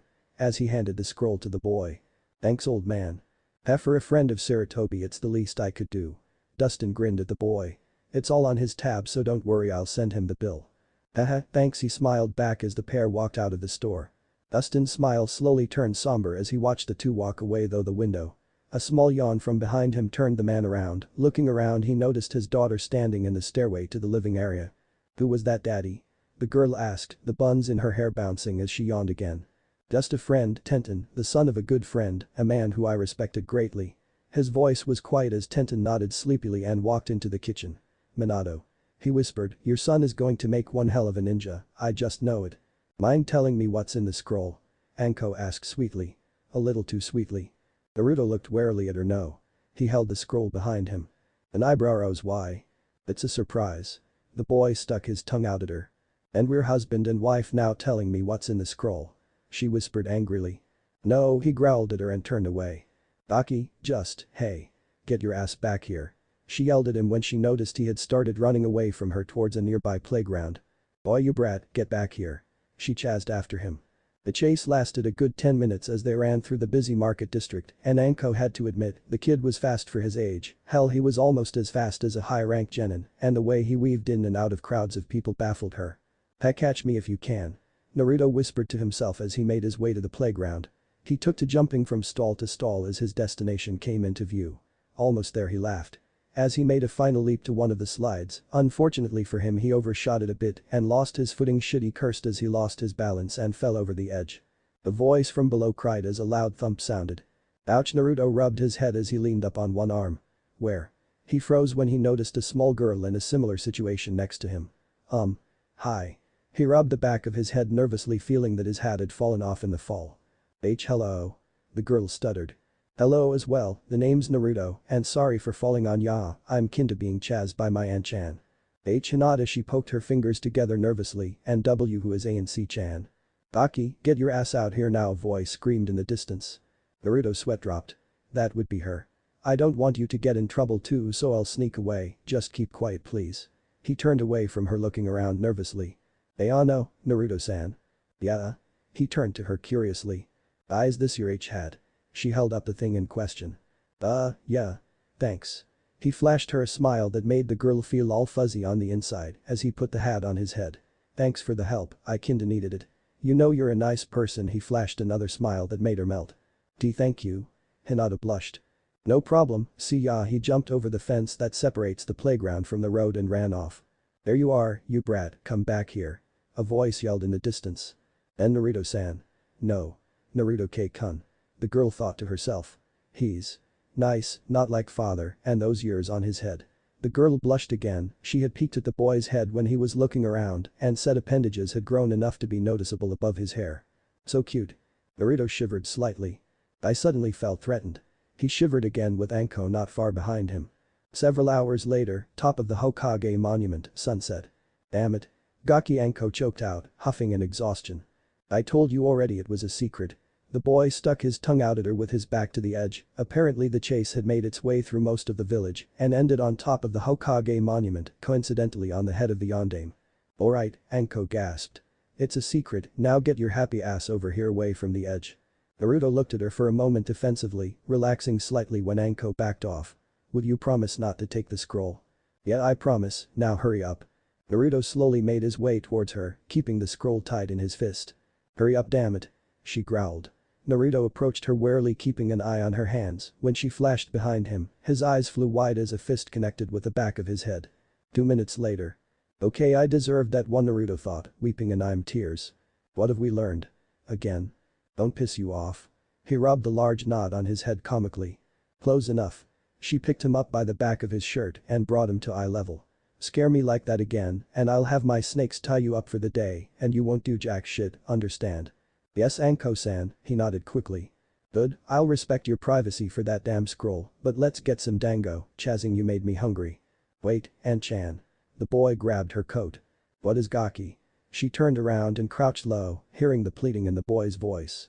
I'm sorry about scaring you, I didn't just run away to get away from you, I kinda wanted to show you my special place. His voice trailed off as he nervously looked away. Anko turned beet red for a moment thinking he meant, well, something dirty, but the boy turned away from her and pointed towards the western wall of the village. Anko looked and her voice caught in her throat, in front of her was a view she had never seen before. The entire village was bathed in a crimson sunset, it was too beautiful to even say anything. She only knelt close to Naruto and enveloped him in a hug from behind. Neither one said anything, they just sat there and watched the sunset, turning the world from red to orange, orange to purple, and finally ending in a deep ocean blue that gave way to the first stars of the night. Anko was silent for a long time after that, still holding on to the boy for dear life. Finally her voice, nothing but a whisper, broke the silence and Naruto. Yeah? He whispered back. Thank you. She squeezed him tighter. A few minutes passed before Naruto spoke. Anko? Yeah? I can't. Breath. Ah. She replied blankly, releasing the boy, who was turning an unhealthy shade of blue. Sorry. Naruto gasped as she let him go. Don't worry about it. Alright Gaki, let's get going, I worked up an appetite chasing your ass around, after we get some food we're going home.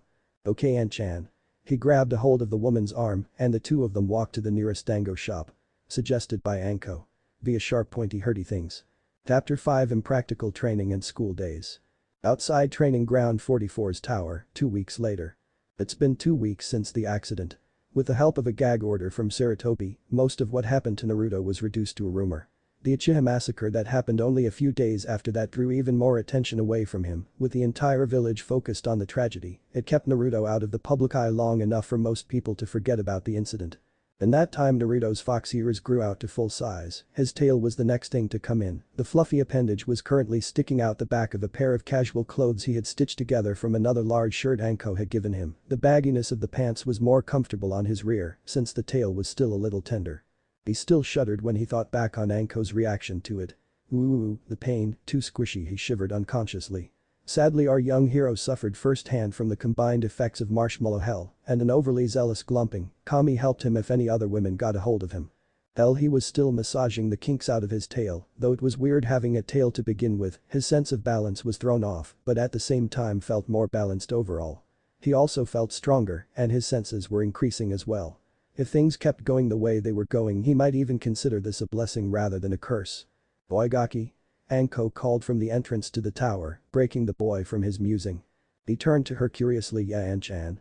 I think it's time I start training you, you've had a week to get used to your new animal parts and I think it's time we bust ass and start your ninja training. His face lit up. Yeah, it's getting boring just sitting around doing nothing.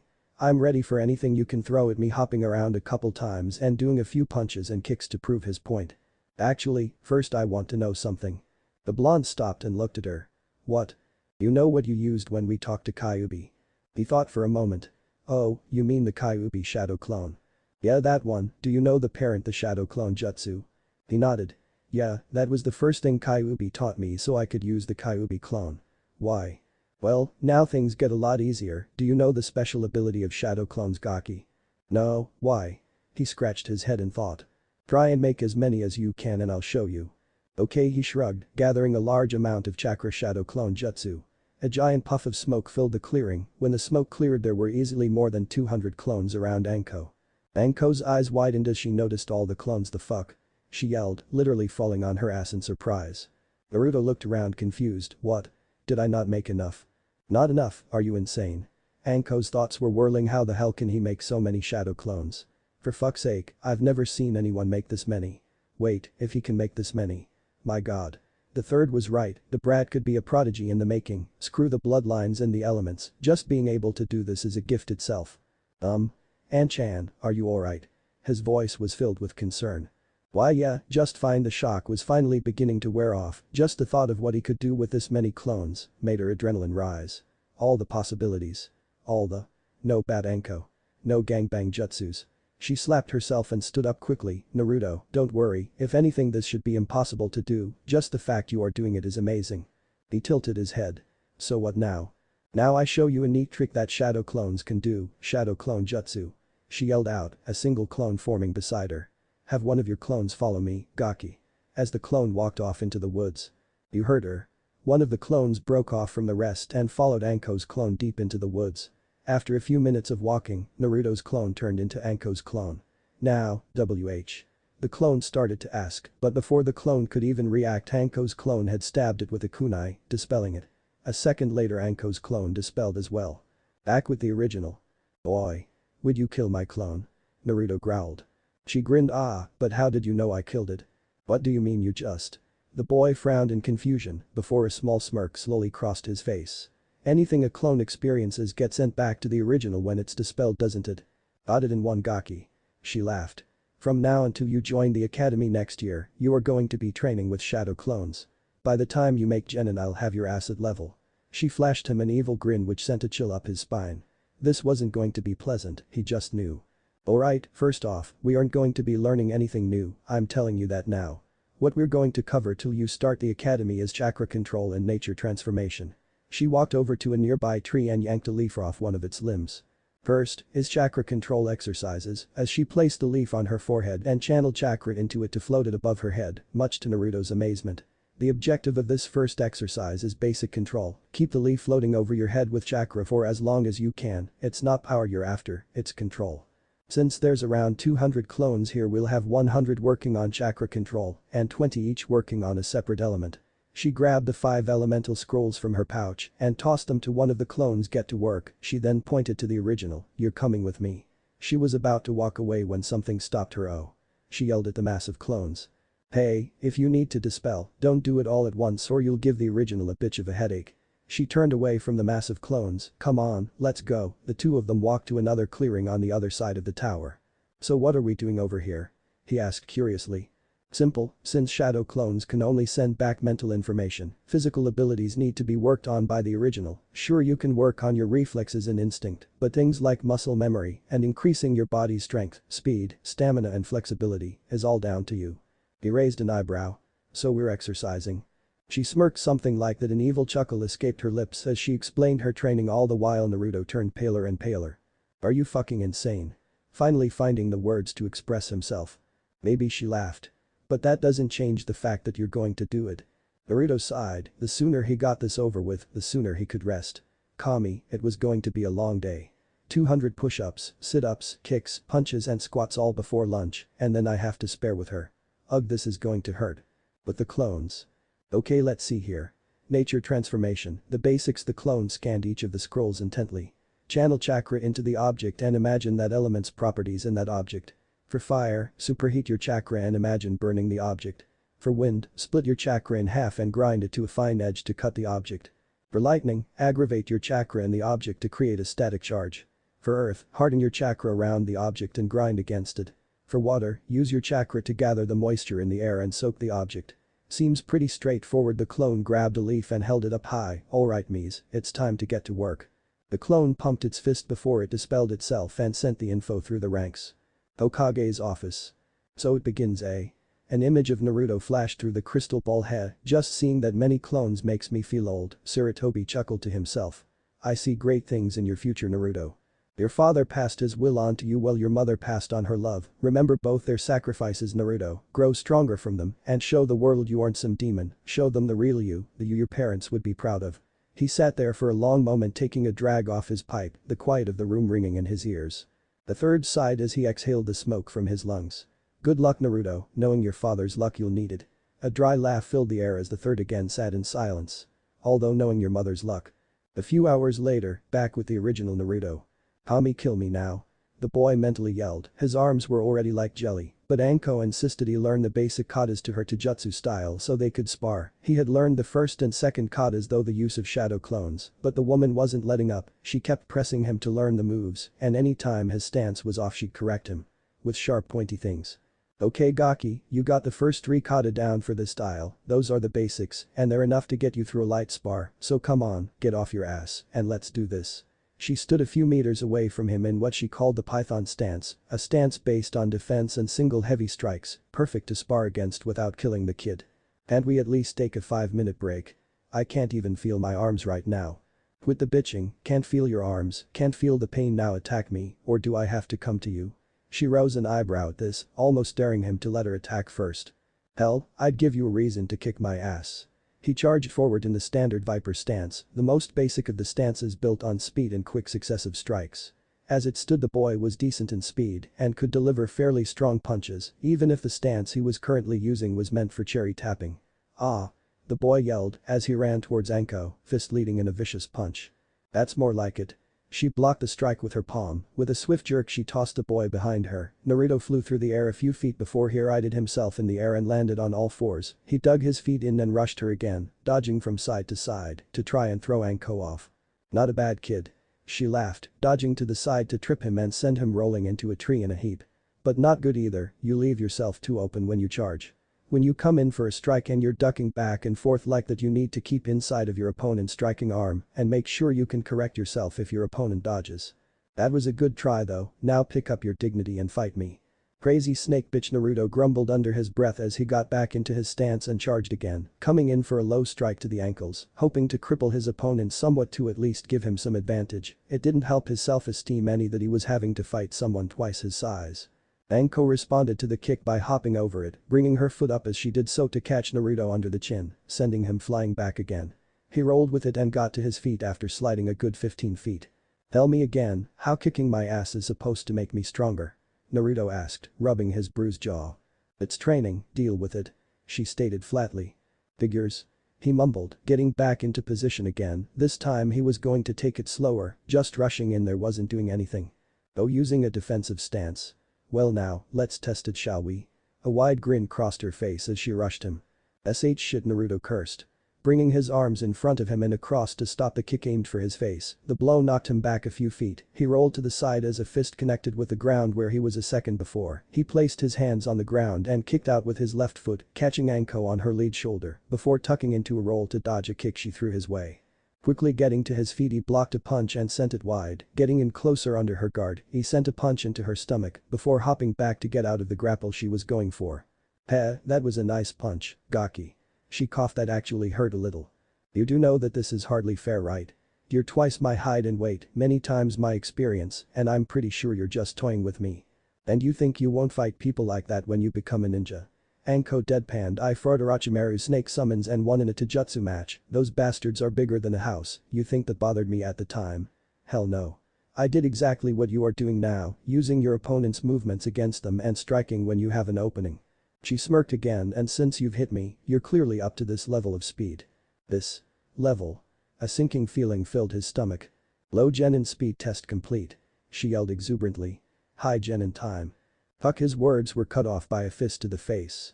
-3 months later. Alright Gaki, take 5. Anko yelled at him as the boy collapsed in a heap. He had spent the last 3 hours doing nothing but endurance training, which frankly surprised her. She'd thrown other chunin through her personal gauntlet a few times in her career and handled it like a seasoned jonin. The kid had stamina, there wasn't any doubt about it. Maybe he could use that stamina for other things. Kukukuhrk bad Anko. She slapped herself. No pedo thoughts. She looked out over the clearing to see her husband's clones at work. His chakra control and change in chakra nature training was going well. He'd gotten the leaf floating exercise after the first week of training, though even with his clones, it took a while since he was still a child and his control was abysmal at best. Even now, tree climbing was still a bit difficult for him to maintain.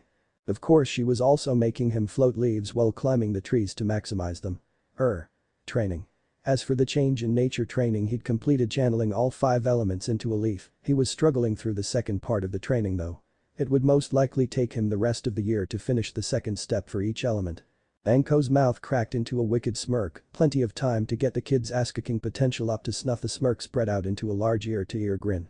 The academy teachers won't know what the hell hit them. Kukukuhrk. -7 months later. The loud yells of children and the shuffling of feet surrounded the pair as they made their way through the crowd towards the academy doors. All around them there were children of several different age groups, the largest of which was right in front of them, the fresh meat as the older students' jokes.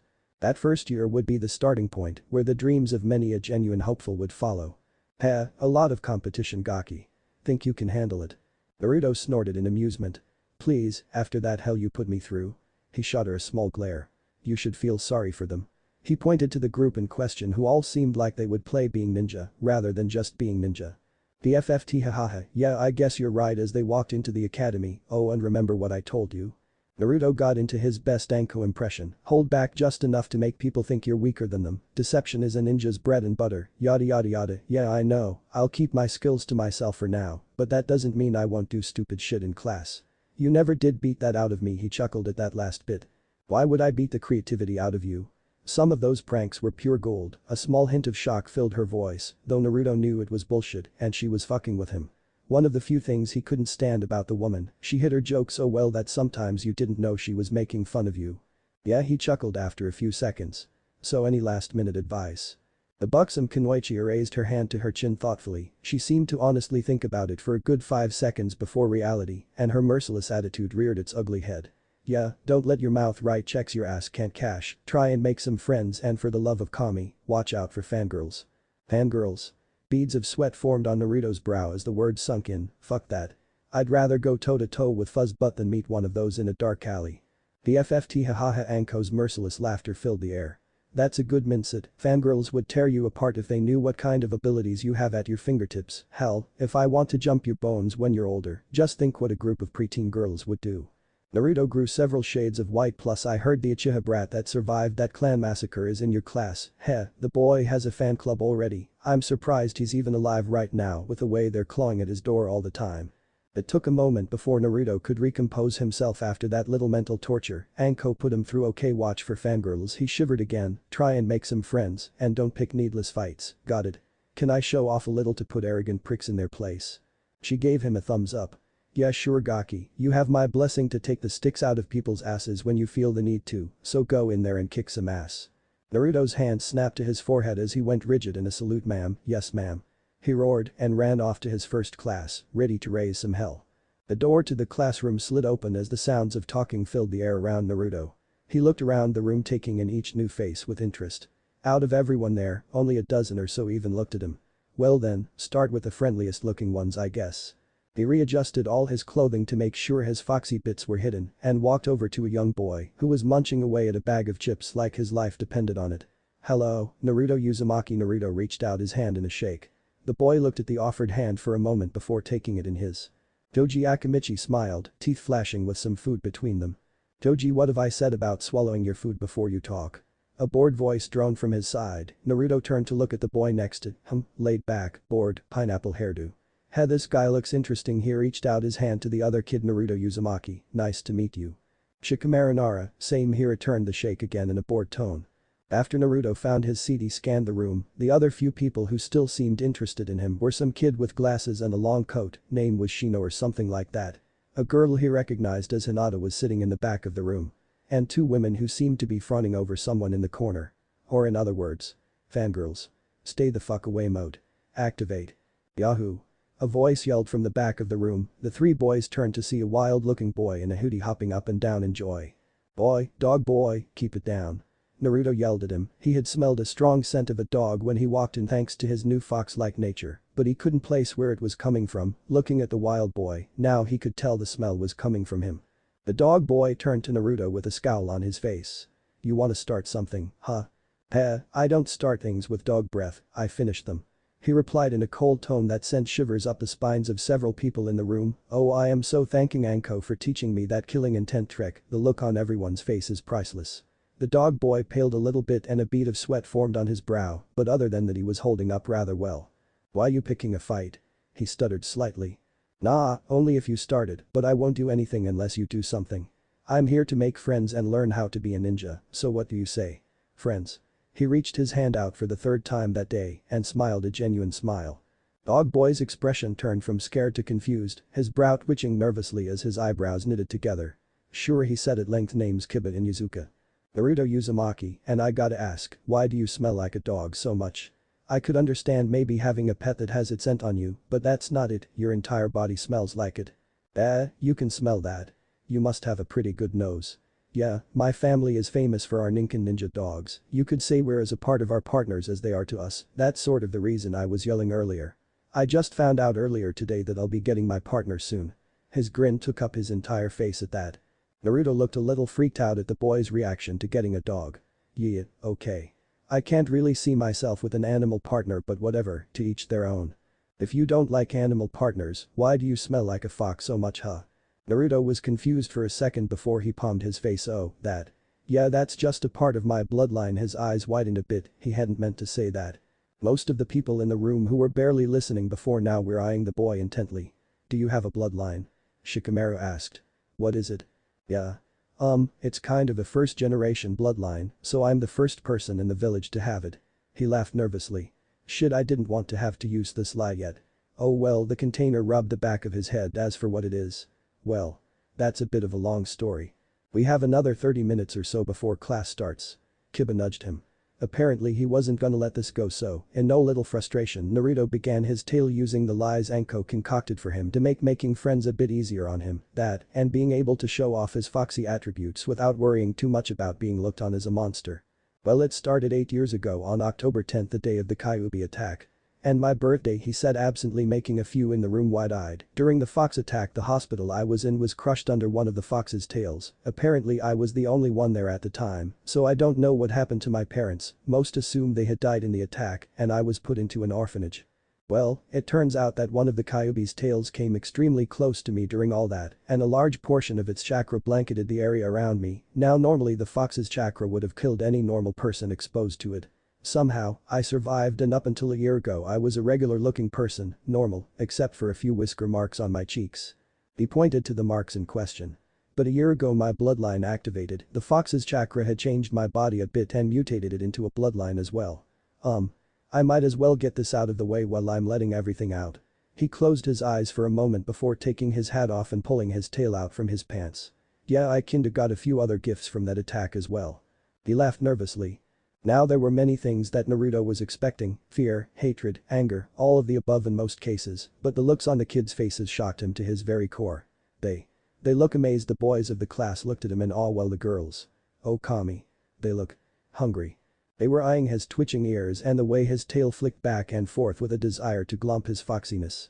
Naruto backed away quickly from the girls, which confused the boys in the room, that is until they looked at the girls and started snickering at Naruto, who played visibly.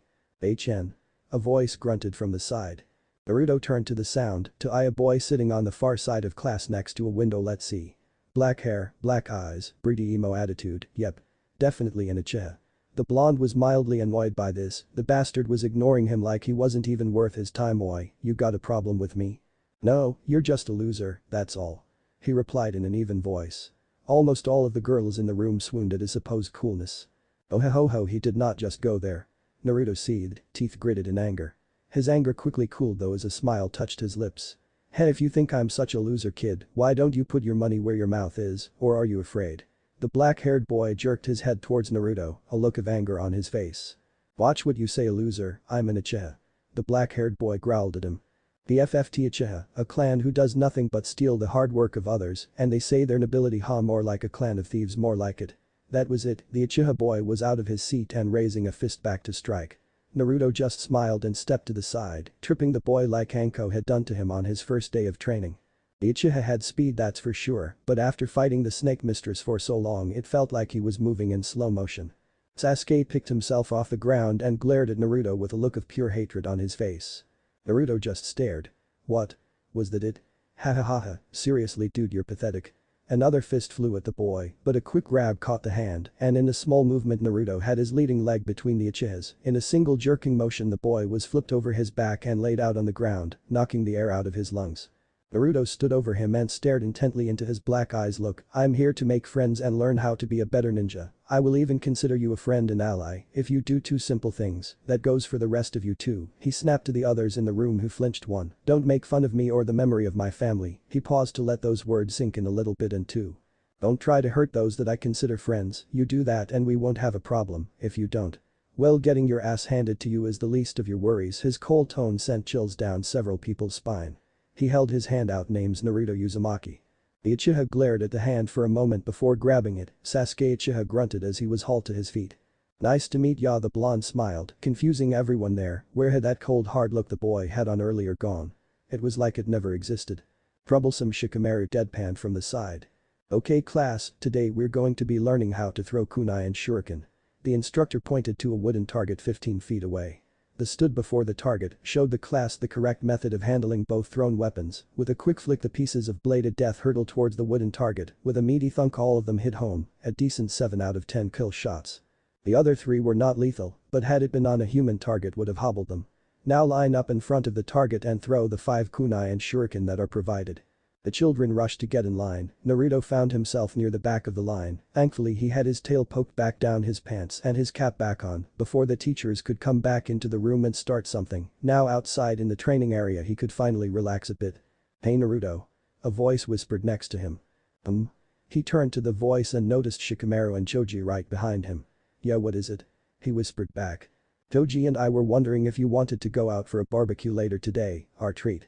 Apparently the two took his "I want to make friends" speech to heart. Damn, they start quickly for being big and chronically lazy. Not that he was complaining any. Sure, where are you going? He wanted to get a good idea on which restaurant they were going to, just to make sure it was a place he was at least tolerated. After Choji told him it was one of his parents' restaurants he calmed down a bit. It's not like they would stop him and his friends from eating at his own family restaurant just because of him. Right. Thankfully that wasn't the case as Choji's father was there at the barbecue place. Choza had been at the council meeting that night and knew the boy wasn't the fox, but its container, and when he and Naruto finally got to talk face to face it only cemented that fact. And when Naruto had spoken of his love for Ramen, Choza had a look on his face, as if he'd found a long-lost son. He let out a hearty laugh and told the chefs in the back to prepare a feast for his son and friends. Needless to say the 3 academy students had to roll themselves out of the building when the meal was finished. They spent the rest of the day watching and just talking about things they found delicious. Or troublesome. Yo Kiba, keep the mud off me. Naruto groaned, scraping the Kiba's newly acquired companion off his shoe as Akamaru was gnawing bits of the straps off. Hey, I can't help it if he's teething, the boy tried to defend himself. Then get him a chew toy, damn it. He growled, yanking the dog off his foot and chucking him at Kiba. And if he ever humps my leg I will neuter him. Naruto let out a little kai which made the few people around him sweat. Kiba on the other hand was bug-eyed and nodding in agreement. Strangely Akamaru was doing the same. Quiet down class. Naruto stops threatening Kiba. Shino and Naruto sat across from each other in the school library. Naruto had a book on tactics and theory, while had a book on the many different species of insect of the Leaf Village, hardback first edition if I'm not mistaken. Shino. Naruto nodded to the boy. Naruto. He nodded back. Good day Naruto-san. He stood up and started to walk away. You too Shino-san. He continued to read. Odd how he respects silence like that. Ooh-oh. Naruto was walking through the hall towards his next class. So far the academy was pretty awesome, though the teachers taught a bunch of boring stuff almost every day, only letting them out to do exercises and practice the basic 3. He stopped when he noticed Hinata was nearby looking at him. Hey Hinata-chan. He waved to the pale heiress, trying to be polite to the odd girl. Thump. Hinata. Why did you faint? Hinata. Alright class, today we're going to have sparring matches to test out the taijutsu forms you've learned so far. Any form is allowed, but lethal moves and strikes are strictly forbidden. The instructor pointed out to Sasuke. Sasuke, you're up, now who's going to spar with him? None of the other kids wanted to get in the ring with him, since out of the entire class Sasuke had the highest scores in taijutsu, that is if you're not counting I'll fight the bastard. Naruto grinned as he walked to the front of the line. You sure about that, dope? You got lucky last time, this time I'll kick your ass. He pulled his shirt off, exposing his pale chest to the girls of the class, as expected. Oh my god, Sasuke is Su'u, the voice was piercing and could only belong to one Sakura Haruno. No doubt, another loud voice agreed, this one belonged to Ino Yamanaka. Both were fangirls, both fucking scared Naruto to no end, however, for a good prank he would be willing to burst a few bubbles. He grinned furiously at Sasuke before slowly unbuttoning his shirt. He wore button-ups, so he wouldn't have to remove his hat to take the shirt off, but oh, what a wonderful sound it was to hear most of the girls in the class gasp, along with a few of the boys as well. Wait, what? Naruto was pretty built, his constant training with Anko had hardened quite a few areas of his body, leaving lean muscles. It wasn't grossly disproportionate for his age, it simply flowed with his body type, compact muscles on a compact frame, and unnaturally tanned skin no less. Hey, the fangirls in 3, 2. Oh my god. 1, he mentally chuckled. Okay Sasuke, let's get this over with. He took up the academy stance since it was what they were learning and egged the Uchiha on with a come get some motion. Meanwhile on the sidelines. Sakura. Yeah, you know. Naruto is hot. Like really, really hot. Yeah, I know. What should we do? I don't know. Hinata meanwhile was passed out with a massive nosebleed and whispering something about snuggling foxy blondes. Chapter 6 Graduation. Academy, final testing day. 4 years. Has it really been 4 years? Naruto grabbed the back of his head and leaned back in his seat in the corner of the room. He looked around at the class as they were called to the front to take the graduation test.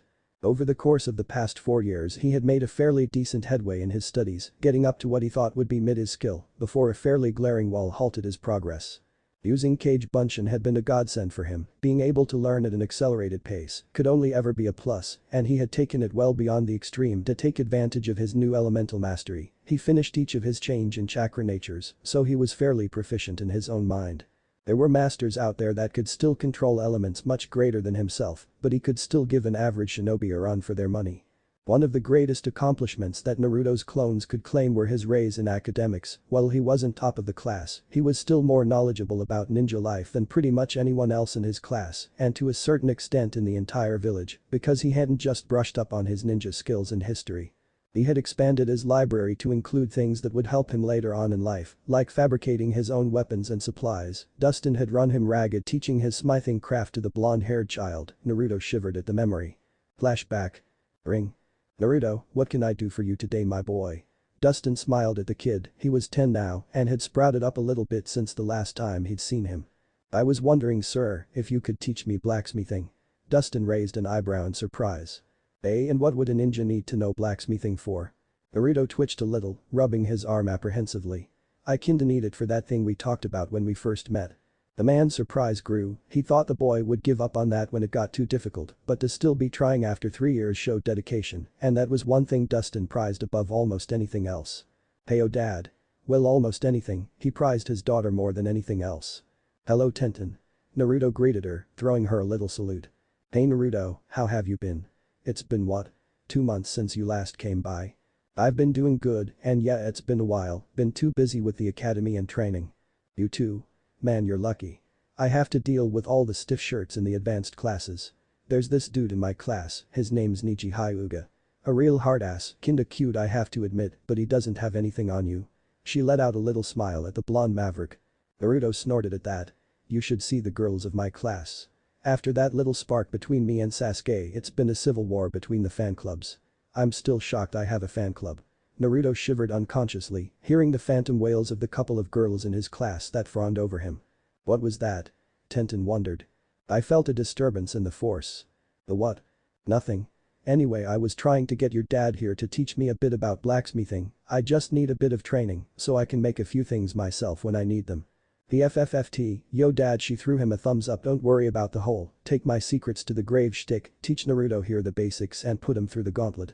She let out a little evil chuckle. Dustin shared it, which made Naruto slightly uncomfortable, standing there with them leering at him. This is going to hurt, isn't it? Naruto asked blandly. Oh, you have no idea. She chuckled. Then flashback. After the torture that was learning from Dustin was over, Naruto could honestly say he was humbled by the blacksmith. Sure, he wasn't anywhere close to a pro, but he could still make many of the things that the village wouldn't give him. Only one real problem kept the boy down, plainly speaking his strength was shit, the wall that kept him tethered to low mid in skill was his body couldn't handle the forces involved with his rise in skills. He was taller and stronger from his ordeal with Kyuubi sure, topping off roughly 4 inches taller than his canon self. Just slightly shorter than Rock Lee, but he still had to build up his skills slowly but surely through constant training.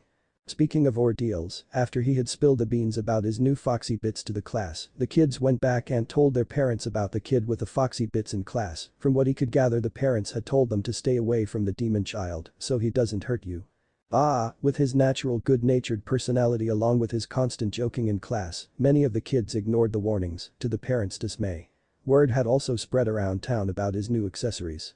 But other than a few more glares, maybe a raised hand or two, nothing seemed much different. It was either the fear of Kami that Anko put into people or the constant pranks he pulled that kept most of the civilians from taking him seriously. He still preferred to hide the ears and tail though, by either stuffing them away under clothing or hiding under a hinge. It didn't really matter. As for his classmates, for 4 years he had been keeping tabs on them, creating a mental dossier on their personalities and abilities just in case he was ever paired with any of them. Naruto turned his gaze to the duck-headed wonder in the corner of the room and just stared. He couldn't describe the feeling of putting the arrogant Uchiha in his place when he stuck his head out during their spars. Overall, Sasuke was a nice guy when you got to know him, broody. Yes. Self-centered. Yes, but a decent guy nonetheless. He did carry a bit too much emotional baggage with him, a fact that Naruto would eventually break the boy of if it was the last thing he'd do. After all, he really was one of Naruto's first true friends, so if he could help the Uchiha get over his pissy attitude, he'd count that as a positive point in his book. Following the rows of the room had his eyes land on Sakura. The girl was good, a bit annoying in her fangirlish attitude, not to mention violent. But a clever mind and greater control of chakra you will not find in any of the other students, except for maybe Naruto himself. The girl next to her, Ino. Unlike Sakura, except less book smart and more seductive, I swear she acted like a slut half the time in class, but damn it wasn't effective. Continuing on, Kiba, another good guy, loyal to a fault, decent friend, kind of annoying after he got his dog. Some of the others in class think his dick is going to his head when he starts yapping off about starting his own pack. Hell, Naruto could start his own pack whenever the hell he wanted, with his mastery over his ice bloodline, the main elements, the foxy bits, and any other hidden bloodlines he may still hold. He could have his own damn harem if he just asked the council to supply him with a woman, though that thought made the boy's stomach turn. Turning himself into breeding stock was not the most pleasant idea he'd had that day.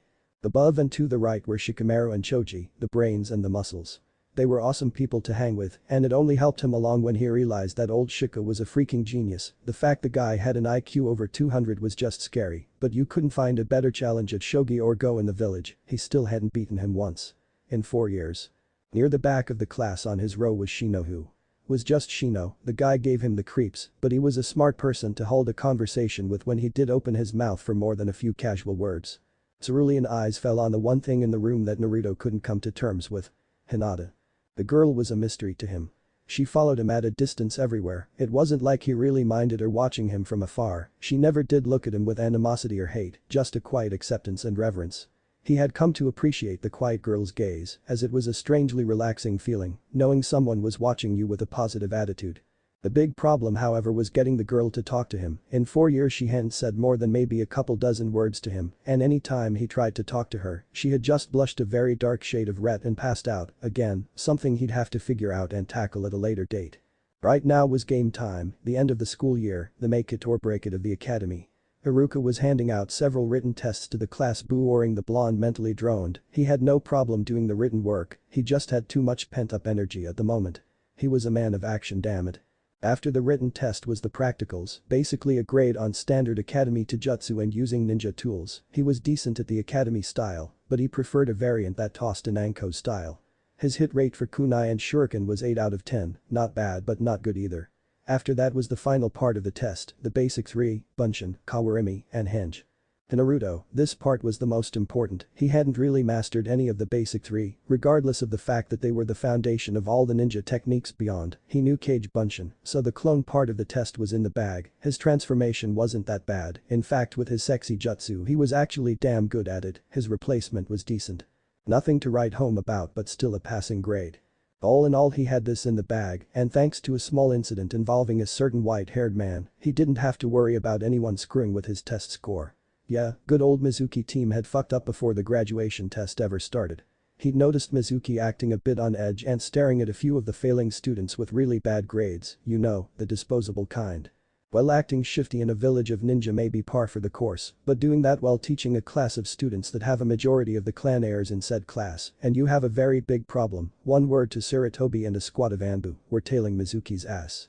The bastard was caught red-handed when he was pulling a kid aside to have him steal the forbidden scroll of sealing. After that, they threw his ass to a bickie and found out he had been sabotaging the entire class in one way or another for years, a serious crime in its own right, but there were several other dark and dirty secrets that all but damned Mizuki to a life in prison. Uzumaki, Naruto, get down here, and Iruka's voice cuts into his musing. Come on Naruto, it's your turn, or do you want me to fail you? Alright. Geez, you'd think the Kyuubi rose from the grave or something. Naruto stole a small glance at Iruka's pale white face and snickered quietly. Kami loved doing that. Iruka was a nice guy, if a bit gullible. Okay, what's my score of awesome on a scale of 1 to 10? Teeth glimmered as his grin took up his whole face. Haha, very funny. Iruka deadpanned, and if you must know, 3. Oh, he burst a gut when Naruto's grin turned into a deep frown. He had definitely gotten under the blonde skin with that one. You're gonna pay for that one, Iruka-sensei. Okay, clone, replacement and transformation, right? And not of confirmation. Okay, let's do this. In a one-handed hand seal he summoned 5 cage buncheons. In a puff of smoke, 2 of them were transformed into Iruka and Mizuki, the other 2 transformed into large katanas. The 2 human clones grabbed the katana clones and rushed each other. In a flurry of stabs and slashes the 2 dueled. A thrust by clone Iruka was diverted to the side, and a follow-up by clone Mizuki, who cut down the length of the scarred Chunin's blade. It would have taken clone Iruka's head off had he not brought the guard of his blade up and raised the attack harmlessly overhead. To keep from getting slashed on the downward cut, clone Mizuki crouched down and took one hand off of his blade, and with a yell, he laced his fist out and landed a blow into clone Iruka's sternum when he raised his blade to strike clone Mizuki, causing him to dispel. Or so he thought, as a sword ripped through clone Mizuki's shoulder, dispelling him to reveal that clone Iruka had replaced itself with the 5th Naruto, who had crept up behind clone Mizuki to blindside him. Another cloud of smoke signaled the clone's dispelling, leaving an astonished class and Iruka to stare at the blonde maverick, who just so happened to be fiddling with his ninja too. So do I pass? He grinned mischievously. Iruka could only nod dumbly at him. The whole duel between his clone self and the Mizuki clone took only a couple of seconds, but the swordplay was impressive. Hell, he couldn't move as fast as those clones had. He threw a glance at Naruto for a second. Those were shadow clones, weren't they? Yep, gotta love them, one of the most useful jutsu ever. His grin hadn't left his face. Well, it's not the Academy Bunshin, but it is an advanced Bunshin, and it is acceptable in this case. Congratulations Naruto, you pass. He flashed him a warm smile. Naruto's come a long way. Heh, only a few years ago I saw him as nothing more than a fox in human skin, but just look at him, no demon could ever be this goofy. I just hope he can handle the world outside the village the way he handles himself here. Oh, who am I kidding? He doesn't need to prepare for the world needs to prepare for him. His thoughts were filled with praise for the boy in front of him. It was truly inspiring to see how much he had grown both physically and mentally these last 4 years. He tossed Naruto his hit IA to immediately tied it around his head as he took his seat at the back of the class. Alright class, that's it for today's test. Those of you who passed come back tomorrow to meet your new sensei and find out your team placements. For those of you who failed, there is always next year, so keep practicing. Dismissed. He turned and walked out of the classroom. The next day. Anko stood in front of her mirror, trying on several new dresses she had bought over the weekend. She wanted to take Naruto out after he graduated and passed the real genin test. After all, she had spent 5 years with the boy and their relationship hadn't really gone anywhere. Sure, there was the occasional kiss, and they did pretty much everything with each other, bathing, eating, even shopping. Hell, they could be called a married couple and everything but having sex, which Naruto made clear the year before when she had initiated a bit of a dirty bubble bath, that they would wait till he was a bit older to do that sort of thing. That didn't stop Anko from teasing and corrupting the boy as much as she could, much to his ever-present annoyance, but she didn't care. He was fun to be around with, and that's all that really mattered to her. Hell, even the threat the council threw at them every year or so about multiple wives or having children didn't faze her. In fact, they had a conversation just a few months ago that if he ever found someone else to share with it, she would support him in his choice. It's not like she minded really. More fun for her in her mind. She flashed a feral grin. The little-known secret to only a select few women that had known her before her marriage was that Anko was bisexual, and she had no problem with a ninja choice. In fact, on several occasions she even promoted it. If Naruto ever did find another wife to marry. The feral grin never left her face as pervy thoughts floated through the snake mistress's mind while she tried on another dress, this one more mesh than fabric. UGGHHH, so bored. Our blonde-haired hero moaned in anguish. It had been an hour and a half since the last of the teams had left. He looked at the only other two people in the room. His teammates, the ever-broody Sasuke and his pink-haired chia pet Sakura. He had tried to start up a conversation with them, but Sasuke had blown him off because he was in one of his moods. Honestly, you'd think he was on the rag. Ugh, note to self, tell the narrator to shut the fuck up about Femsasuke. Fourth wall breaking aside, he really was bored out of his gourd. Looking around one more time, he finally sighed and stood up. The Uchiha noticed the movement out of the corner of his eye. Yo, dope, what are you doing? I'm bored, he remarked dryly as he started doing one-handed push-ups. If we're going to be sitting here for hours on end, we might as well do something productive while we wait. He raised an eyebrow. And what exactly are you doing? What's it look like? I'm training, I'd rather my muscles not atrophy while we wait. Finishing a set on one side, he switched to the other. If you want, I can show you a few tricks to getting a good workout, what do you say? Sasuke looked around for a moment before sighing. He'd never admit it, but Naruto was right, it was boring as hell in this place. Alright, he stood up and walked over to Naruto. What kind of training is this? Naruto sat up for a moment and looked around. He noticed a small stack of flashcards under Iruka's desk. Alright, here's what you do. He grabbed a couple slips and handed one to Sasuke. First off, I'll explain the chakra part of this exercise, simply.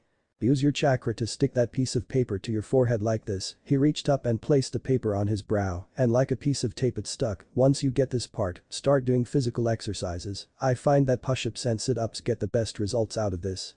Not only are you working your chakra reserves with the paper, but when you're concentrating on keeping the paper on and doing the exercises, it'll increase your control as well, not to mention you're still getting a workout that's that much harder since you are using chakra while you're exercising. Sasuke looked at the paper in his hand for a moment, shrugged and stuck it to his head. It didn't stick as well as he had wanted it to, but it stayed. He sat down and started doing crunches, sweat beading his brow. Sakura was watching her crush workout with a blush on her face. He was just so sexy. Naruto rolled his eyes. He knew exactly what she was daydreaming about, and it sickened him to no end. Sure, Sakura was hot, but Anko had beaten an ever-present fear of fangirls into him. To him, fangirls were scum, lower than dirt, and to hell, if he was going to have one on his team, if he had anything to say about it, Sakura. He yelled, snapping her out of her Sasuke-induced trance, you going to join us? Why should I? She bit back. Well, for one thing, you're weak.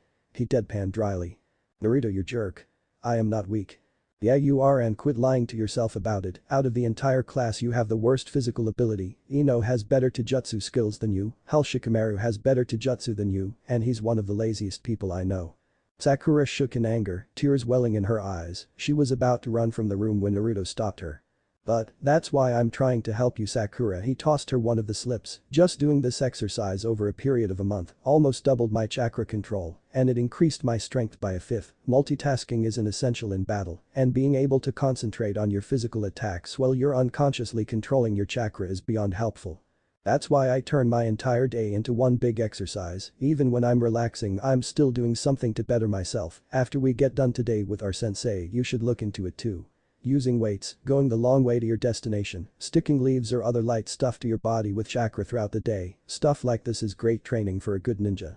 Clapping filled the air around them. The three genin turned to the sound to see a silver-haired masked man standing in the doorway. Heh, I was gonna say my first impressions of you three was I hate you, but it seems I have someone fairly competent on my squad. Spiky over there has it right, that's a great exercise. You got 30 minutes, after you're finished training, meet me on the roof. He then disappeared in a swirl of leaves. Well, that was interesting. Naruto's sweat dropped. Minus 30 minutes later. Naruto. That sucked. The only girl there bitched my muscles are already sore. That's because you were using chakra at the same time as you exercised, thus you couldn't use chakra to do most of the work your muscles should be doing, so all that effort was placed on your muscles alone, which in turn increases the effects of the workout. Naruto pointed out as they reached the roof. It still sucked. She huffed. Naruto just palmed his face in irritation. Yo. The silver-haired Jonin hailed them from the edge of the roof. Alright, now that you're all up here, I think it's time we introduced ourselves. Give your likes, dislikes, dreams for the future and some hobbies. Here, I'll start. My name is Kakashi Haddock. I have many likes and dislikes. I don't know you well enough to tell you my dreams for the future, and I have hobbies. He nodded to them. Well, that was informative, Naruto remarked dryly. Yet all we got was his name. Sakura agreed. Kakashi looked bored. Doesn't matter, you first, pointed to Naruto. Well, I'm Naruto Uzumaki, I like training, ramen and proving myself, my dream. Naruto's face darkened a second. Actually no, not a dream, my goal is to restore the Uzumaki clan and become a better Hokage than any that's come before me, so that the people of this village can look up to me as a true shinobi. Kakashi stared at him for a moment. Well, isn't that interesting? He nodded. Well, besides pranks and practical jokes. Kakashi sweat dropped. Yeah, I saw your handiwork the other day, painting the Hokage monument in broad daylight, and nobody noticed you till you were done. How exactly did you pull that off? Naruto laughed. Sorry sensei, a good magician never reveals his secrets. Kakashi's eyes smiled at him. Oh Mr. Magic, and how many Anbu chased you around town after that little stunt? Heh, 2 teams of Anbu, 11 Chunin and 4 Jonin. He had his hands behind his head with a shit-eating grin on his face. Sakura and Sasuke just stared blankly at him. What the hell dope? Sasuke said, dumbfounded. Naruto looked at him. You say something. The 3 Genin turned after hearing a crash to see Kakashi face first on the floor. Am I already rubbing off on them? Kakashi wondered, face still firmly planted on the ground. After removing said face from said floor, he pointed at Sakura. Okay Bubblegum, you're next. Sakura glared at him. Sakura Haruno, my dreams are. She glanced quickly at Sasuke, my hobbies are. Again at Sasuke. I like Sasuke and I hate Naruto. Naruto sighed, out of all the kids in the academy he was stuck with Broody and the Beast. Well, isn't she shallow? Kakashi thought blandly. Okay Duckhead, you're next. Ha. I knew other people thought that about your hair. Guess who said that? Sakura glared at Naruto and Sasuke scowled at Sasuke. I hate a lot of things and I like a few. I don't see why we are talking about dreams since Naruto has it right for once. I don't have a dream, I have a goal. My goal is to restore my clan and its honor and to kill a certain someone. An eerie silence filled the air as Naruto and Sakura inched back a few hairs from the kai Sasuke was giving off. Dare I ask about your hobbies? Kakashi wondered dryly, ignoring the kai. Training, breeding and knitting. Kakashi choked. What was that last one? He asked quickly. Knitting, Sasuke replied with a straight face.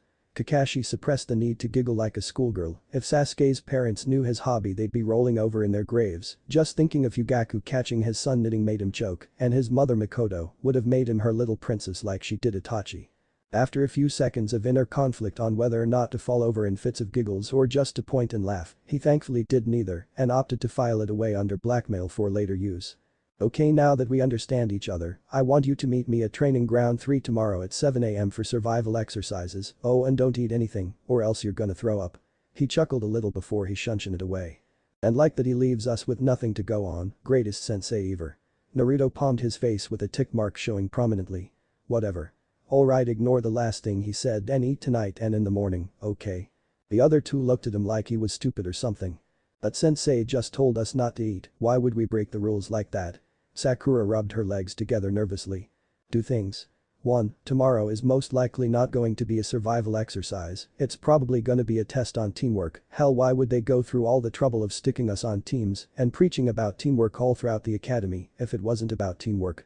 The looks on their faces told him they hadn't thought of that too, since he directly told us not to eat anything while taking into account that he's probably going to be pitting us against each other tomorrow. It's safe to say that he's going to try and turn our tempers on each other to test our teamwork and resolve. After all, starving and desperate ninja a good team do not make. So eat something, it doesn't have to be much, just enough so we don't kill each other tomorrow out of hunger and stress. They both nod, if anything they could just blame Naruto if things went south, so with that, and a few goodbyes Team 7 headed home for the night. Ugh, today sucked. Naruto groaned mentally. I wonder what Kakashi will have us do tomorrow. If I know Sasuke and Sakura they probably won't eat anything, so just in case, bring an apple for both of them or something. Sigh, so much to do tomorrow, might as well get some sleep. Well, like as Naruto nodded off he felt a slight tug on his conscious eye. This better be good. Kyuubi. He opened his eyes and he was again in that familiar sewer. Seriously, he needed to clean this place out. He turned to stare at the beast behind the cage, waiting for it to speak. Looked down at him with a small grin on its face. Hello monkey, I see you graduated today from that pathetic excuse you call an academy. Yeah, yuck it up furball, I'm on my way to becoming Hokage and ain't nothing gonna stop me now. So what did you need me for? Honestly. It's kind of lonely in here, it's been more than a year since you've even come in here, there's nothing to do except sleep and torment you, and seeing as you don't torment easily, it's gotten rather boring in here. Well, sorry if my head doesn't match to standards, suck it up, you're a man, take the pain like the rest of us. Naruto was about to make another smart comment when a large amount of killing intent flooded the room. He snapped his head towards Kyuubi and stared into its eyes. There was a mixture of anger and hurt in them. What the fuck? Kyuubi grit its teeth in anger, glaring holes into Naruto. That's just it, you stupid monkey, I am not a male. Wait. What? The blonde's eyes flew wide in shock. You're a girl. The fox facepalmed. Somehow. And spoke evenly. Yes, I am a female, a girl. How do you not notice these things? He looked a bit sheepish. Well, I just assumed, with such a deep voice and all. The tick mark formed on her head. I'm 100 times your size, mortal, my vocal cords are much larger than yours. If I was your size or you mine, we'd sound the same as the other. Naruto looked thoughtful for a moment before a look of disgust crossed his face. But that means. Ugh, gross. What? The vixen tilted her head curiously. I was going to say it must suck having your junk soaked in this sour all day long, but now that I know you're a girl that must suck even more. He scrunched his nose in disgust. Now you know why I don't like you that much, your mind is filthy, figuratively speaking. Well, what do you want me to do? It's not like I can remove all this water, and I sure as hell ain't removing that seal. Well, you could. What? The fox looked around its cage. It's a significantly drier cage. How? She wondered in astonishment. What did you do? Naruto turned back to the entrance of the room, noting the receding water. I guess I just thought of it drying out and it must have done it. You fool, a mindscape doesn't work like that. I told you as much the first time we met. A mindscape is a representation of one's own current mental state, along with past experiences. If you're sad, it rains. Happy, it's sunny. Depressed, it's foggy or dank like the sower. The fox gestured with one of her clawed hands. This is direct control over one's mindscape. Only people who are true masters of the mind like those Yamanaka monkeys can do something like this. Naruto tilted his head curiously. So you're saying that I can directly change anything I want in my mind? In essence, yes. This may be another bloodline of some sort that you absorbed that day, or maybe it mutated from something you absorbed. Whatever it is, it's interesting to say the least. You got rid of the water here, and that's a welcome change for me at the very least. Maybe now my fur might finally dry out. Naruto stared at Kyuubi for a moment, looking around the dank musty room and thought, this place is a disgrace.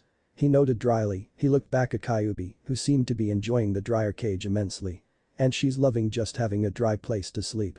Kami, now I feel like such a bastard for keeping her in this damn place. Wait. That's it. He cupped his hands and yelled up at the vixen. Oi, Kyuubi-chan. The fox growled in anger at being addressed as such. What mortal? You don't like the sower, do you? She glared at him dryly. I'd think that would be obvious. Who in their right mind would enjoy living in a place like this? Naruto sweat dropped. Point taken. Well then, let's see how this works. Naruto scrunched his eyes in concentration, focusing on something. Slowly the walls of the room seemed to expand and disappear, leaving a bright white light in its place. Trees shot up from the floor, their leaves sprouting from nothing. The sound of songbirds filled the air along with the sounds of wind blowing through a forest. After the transformation was complete, Naruto opened his eyes to look at his work. It was the forests outside Konoha. He had even recreated the city in the distance. He turned to the fox who was sitting outside of the cage for once. However, there was a tattoo on its chest in the kanji for seal. So how's this? That better for your fur? The fox's jaw dropped to the floor. How in the hell did you create something this detailed so quickly? This is the part of the forest I see every time I sit on the Hokage monument. I just imagine the trees and kinda put the village in the distance, so. What do you think? Fur bristled in the breeze as Kyuubi stretched out her limbs. What are your views on interspecies relationships? Why do you? Kyuubi's face stretched into a playful grin as a giant puff of smoke filled the area. The blonde gasped as the air got knocked out of him. He landed on his back in a heap with something heavy on his chest. As his head stopped spinning from smacking the ground, he happened to glance at the heavy thing in question, only to freeze as he noticed that same playful smirk above him. Only smaller and more human. And hotter. Wait. What? That's why sharpened canines flashed in the sunlight as Kyuubi let out an ear-to-ear grin. She had transformed herself into a human, or rough equivalent to it. The foxy attributes that she shared with Naruto were a dead giveaway that she was a little more foxy, that's what her beauty suggested. Her face shined in the morning light, her seductive eyes framing her face as it trailed down a rather cute nose to full luscious lips. She wore a full-length burnt orange kimono with spiral designs. The kimono itself was opened in the front to reveal a rather large chest, on which the same tattoo for seal stood out on her snow-white skin. Her eyes were red and slitted like normal, and her hair was a dull rusty orange, as well as her tails, all 9 of them which splayed out behind her in a fan shape, each flicking independently. You have no idea how long I've wanted out of that fucking cage. 12 years. 12 fucking years sitting in that sewer of a mindscape looking at nothing but dark, pipe-covered walls. Thank you kid, I know we may have started off on the wrong foot, but doing this has seriously raised you a few notches in my book, I just might not kill your loved ones now. She smiled again, despite the fact that she had just threatened to kill his loved ones. At least indirectly. Naruto's sweat dropped. Yeah. Okay, he looked up at Kyuubi who was still straddling his chest. Well, this is awkward. Kyuubi blinked a couple times before she fell over laughing pfft hahaha, kid, you are so innocent it's not even funny, she tossed him a sexy smirk and ground herself on his chest a bit for effect. Don't you like this form? A little too much actually, could you get off me, you're kind of crushing me. He gasped a few times to get his point across. Ooh, you're no fun, she pouted playfully before that smirk took its place back on her face, but you are interesting, you actually care about my well-being, you're the first person to do that for me, most are either too scared of me or are using their powers and just lording over me. You're the first to actually treat me like an equal. Naruto blinked once. What? Have you ever had a friend before? A friend? She put a finger to her chin and thought. Can't say that I have, the 2 containers I had before were complete bitches to me. She pouted again, this time in anger. Naruto's eyes flew wide. Wait, there's been Kyuubi Jinchuriki before me? His voice squeaked a little when. Who? Well obviously 12 years ago since that's when I was released from the last container, and roughly 20 odd years before that for the other container, that container held me for several decades actually before she passed me on to your predecessor. You said bitches. So are you saying the 2 containers before me were female? Kyuubi looked lost in thought for a moment, seeming at war with herself on how she should answer his question. After a moment of thought she nodded once. Yes Naruto, my last 2 containers were female, they were Mito Uzumaki, one of your distant relatives and wife to the first Hokage. Naruto on the other hand was wide-eyed, he had just discovered the name of one of his relatives, he knew she couldn't be alive if she was the wife of the Shadame Hokage, but still, it was a start. And the other? He asked tentatively. Kyuubi looked into Naruto's eyes, there was a pleading there, a want to know about the others before him, but this was going to be difficult to explain. My last container was your mother kid. Kushina Uzumaki. The Kyuubi Jinchuriki stood deathly still as his hair shadowed his eyes, ever so slightly he started to tremble. It wasn't noticeable at first, but as it grew you could tell he was crying. He curled up into a little ball at the base of a tree and sobbed, the tears on his cheeks forming twin trails of moisture down his face. Kyuubi stared at the boy's whimpering form, his sobs echoing loudly around the empty forest. She sighed and gently wrapped her arms around the blonde. Naruto went rigid when he felt the contact. He tried to choke out. Just shut up kid, she said softly, I may be a demon, but I'm not heartless. Everyone seems to think we are nothing but evil monsters. She gripped him a little tighter. To be perfectly honest, most of us aren't even evil. Sure, we're sadistic and like to fuck with people, our containers even more so. But we're not heartless.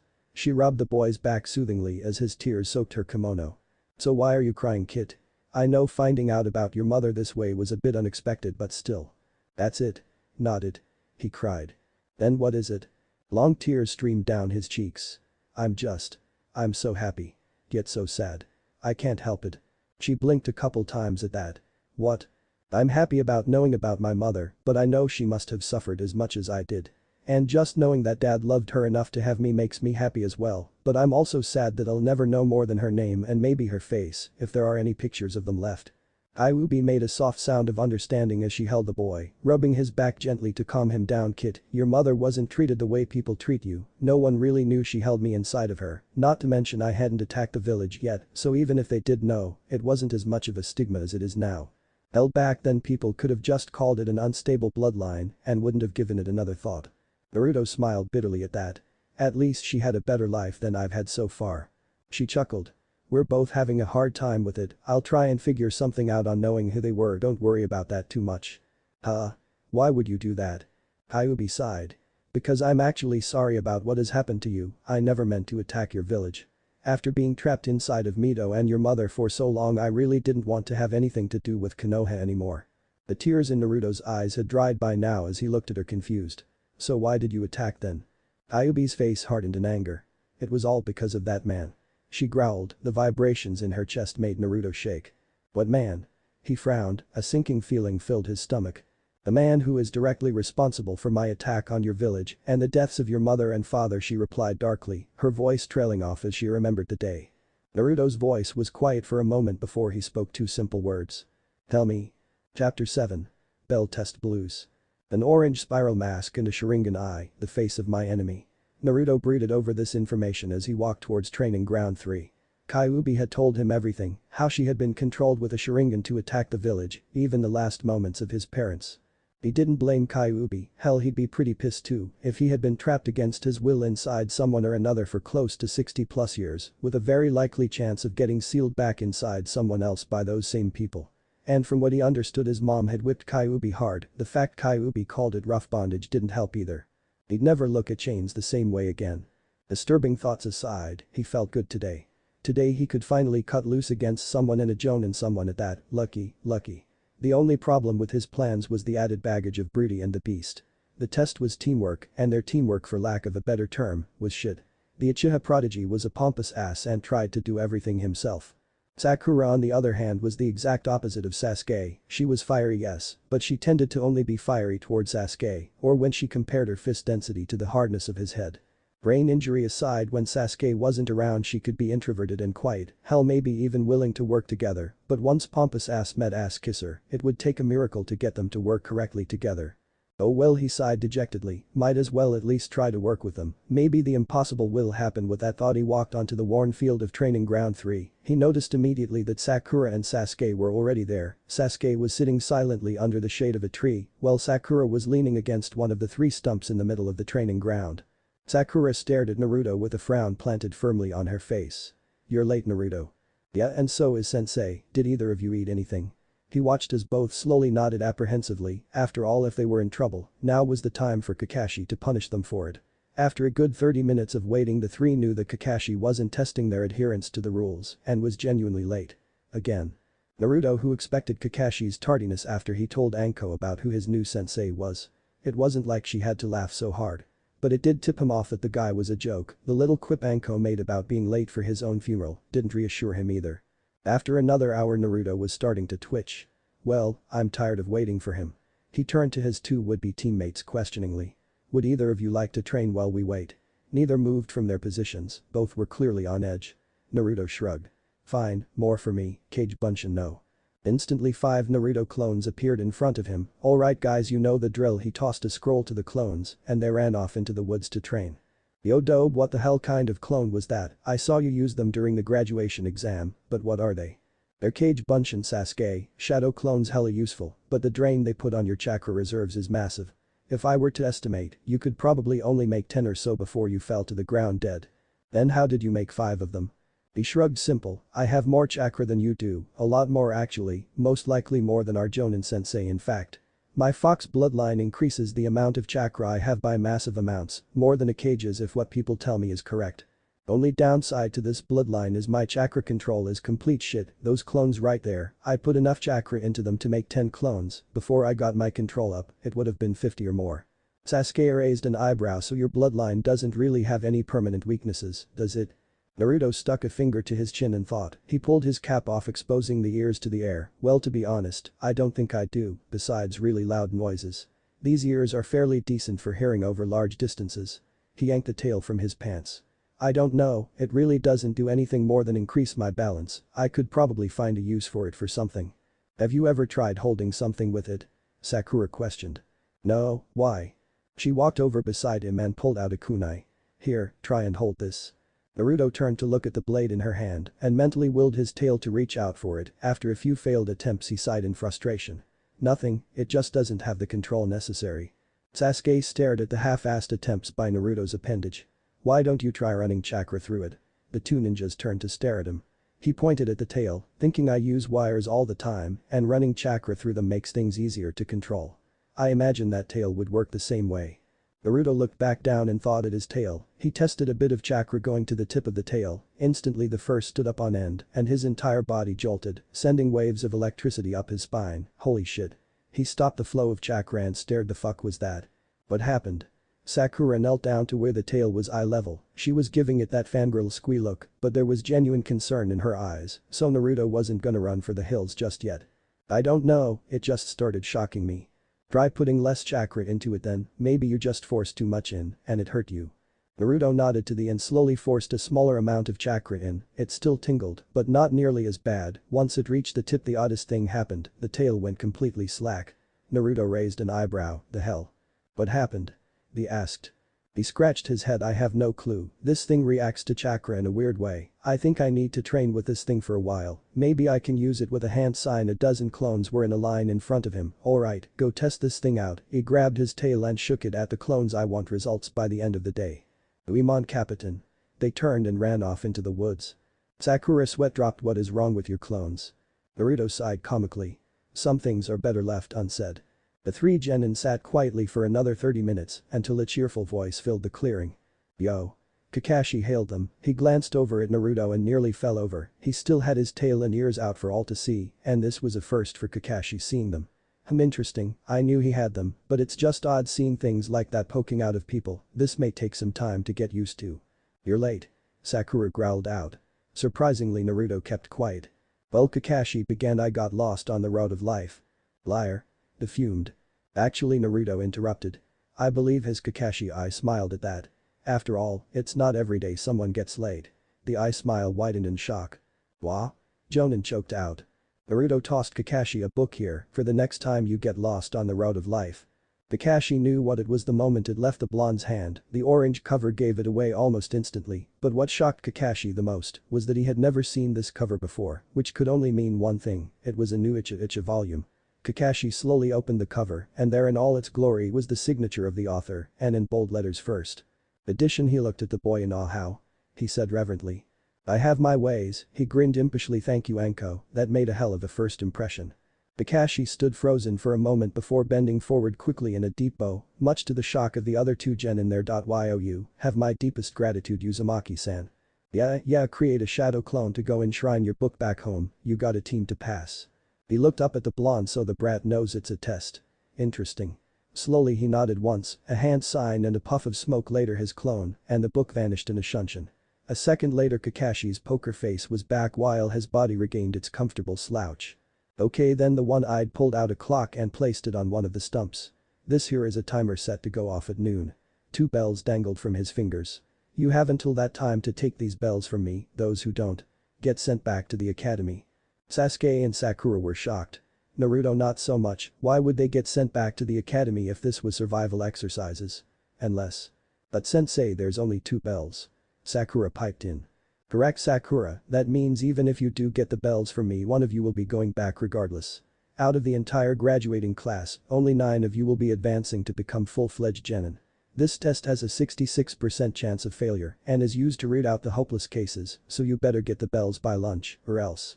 Also, for a little added motivation, if you don't get the bells by lunch, you won't get any lunch. Sakura glared at Kakashi and thought, so that's why he said not to eat, the bastard, and if he lied about that to get us, we can fight amongst ourselves then. She glanced at Sasuke, who was looking at her as well. They both thought. Naruto was right, this is a test of teamwork. They both glanced at Naruto, who was watching the both of them intently. Ever so slightly they nodded. A large grin crossed Naruto's face. We might actually do this now. He turned back to Kakashi with that grin still plastered on his face. Kakashi raised his only visible eyebrow. What are you up to? Sakura, Sasuke, you get it now, right? They both nodded. Good, alright, One Eye, let's get this over with. I got places to go, women to meet, you know, important stuff. He threw that impish grin from earlier at the Cycloptic. Kakashi sweat dropped. He's getting 1,000 years of death for that one. He coughed to cover his loss of composure. Alright then, be prepared to come at me with intent to kill, or you'll never get the bells. Begin. In a burst of speed the 3 genin disappeared into the woods.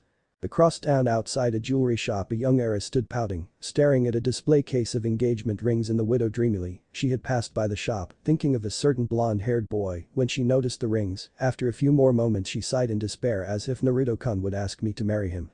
What would he want with a plain girl like me? She shook those thoughts from her head. She'd never given up on him in the 4 years she's tried to be close to him, watching him grow into the person he is now. There was no way in hell she was just gonna let go of her feelings for him. She turned from the shop and marched off to one of her favorite spots in the village, simply because it was one of Naruto's favorite spots. The top of the Hokage monument. What the fuck is with these kids? Kakashi screamed in his mind as he dodged another barrage of kunai launched by a tripwire trap that had been set by the blonde maverick himself. In just a few minutes, Naruto had booby-trapped a large portion of the forest that he was now running for his life in. Not to mention every so often Sasuke and Sakura would launch sneak attacks from behind him. Only years of experience kept him from getting seriously injured. Or worse. One minute I'm chasing after Naruto, the next I'm tripping over myself in a forest of pointy doom. How the kid had gotten a hold of so many kunai and explosive tags he'll never know. Backing up he felt a tug on his foot and looked down quickly to notice another tripwire against his heel shit. A set of explosions and kunai assaulted him from every direction which he narrowly dodged. I know I said to come at me with intent to kill, but this is ridiculous. Kakashi stopped for a moment to focus on the area around him and realized something odd, there was not a single sound around him. He leaned against a tree for a moment to get his bearings only for his eyes to go wide as ninja wire sprung up and wrapped around the tree, encircling him with near invisible wire, a sharp tug and the wires snapped, pinning him. Not a half moment after that, two shuriken flew through the air and struck his palms. Gah! Pain shot through his arms as the bladed stars tore into his hands to prevent any use of. A shadow appeared beside the one-eyed Joe Jonin's head before darkness took him. -1 hour later. You think we overdid it? A girl's voice awakened the Jonin. Who cares, the Dobe's plan was awesome. A gruff male voice who he pinpointed as Sasuke answered. I never knew you cared about Sasuke, nice work on the wires by the way, and the same with the shuriken, Sakura said, the current bane of the Jonin's existence. Ooh, trap master bastard, ah hell I'm tied up, he mentally groaned, realizing he was tied to one of the training stumps of training ground 3. The irony of that wasn't lost on the cycloptic Jonin. I don't. You just had a good plan, retorted to the blonde's taunting. And thanks. No shit, the silver-haired groaned from the stump, a large black and blue welt on the visible side of his face right below his eye. Oh sensei, you're awake. Sakura giggled happily. What the hell hit me? They asked. That would be the Uzumaki special, said Uzumaki, held up his left fist in front of his face and his eyes gleamed menacingly.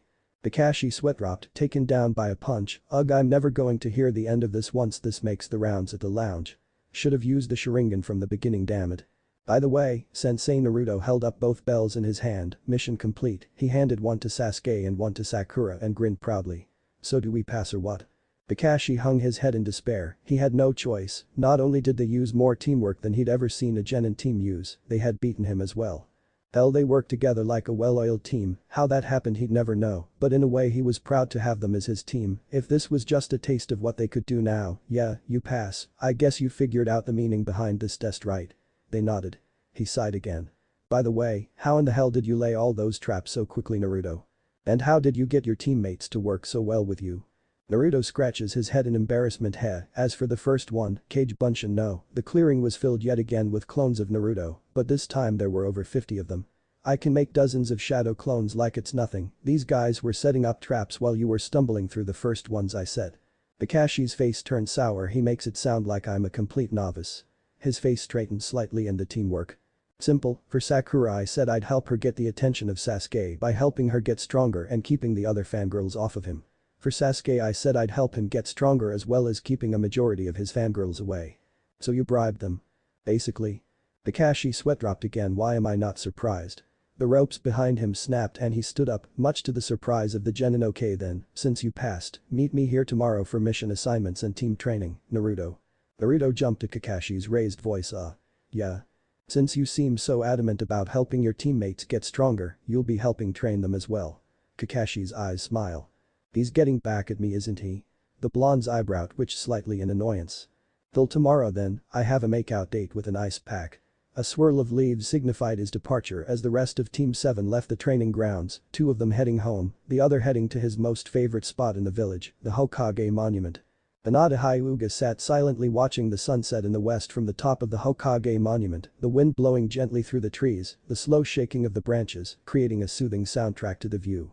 Oh Naruto. She sighed, staring at the pale orange sunset in despair.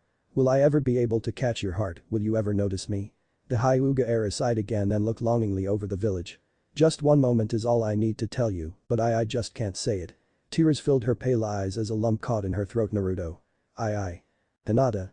The Hyuga's eyes went wide, she turned sharply to see the embodiment of her love standing not 20 feet away. Naruto-kun, what or why you doing here? The pale-eyed girl's heart was about to tear a hole out of her chest. Here he was, the boy she had admired for years, the person who never gave up no matter how much hatred was thrown his way, the one who gave her courage and hope that she herself could overcome any obstacle, just standing there staring at her. It was almost too much for the girl. Naruto watched Hinata intently. He could hear the girl's heartbeat faster, and her breathing quickened. It was like she feared him, but the way she blushed and stuttered contradicted that. He had spent the past 4 years trying to understand what caused her to act this way around him, and so far he had no clue what the hell her problem was.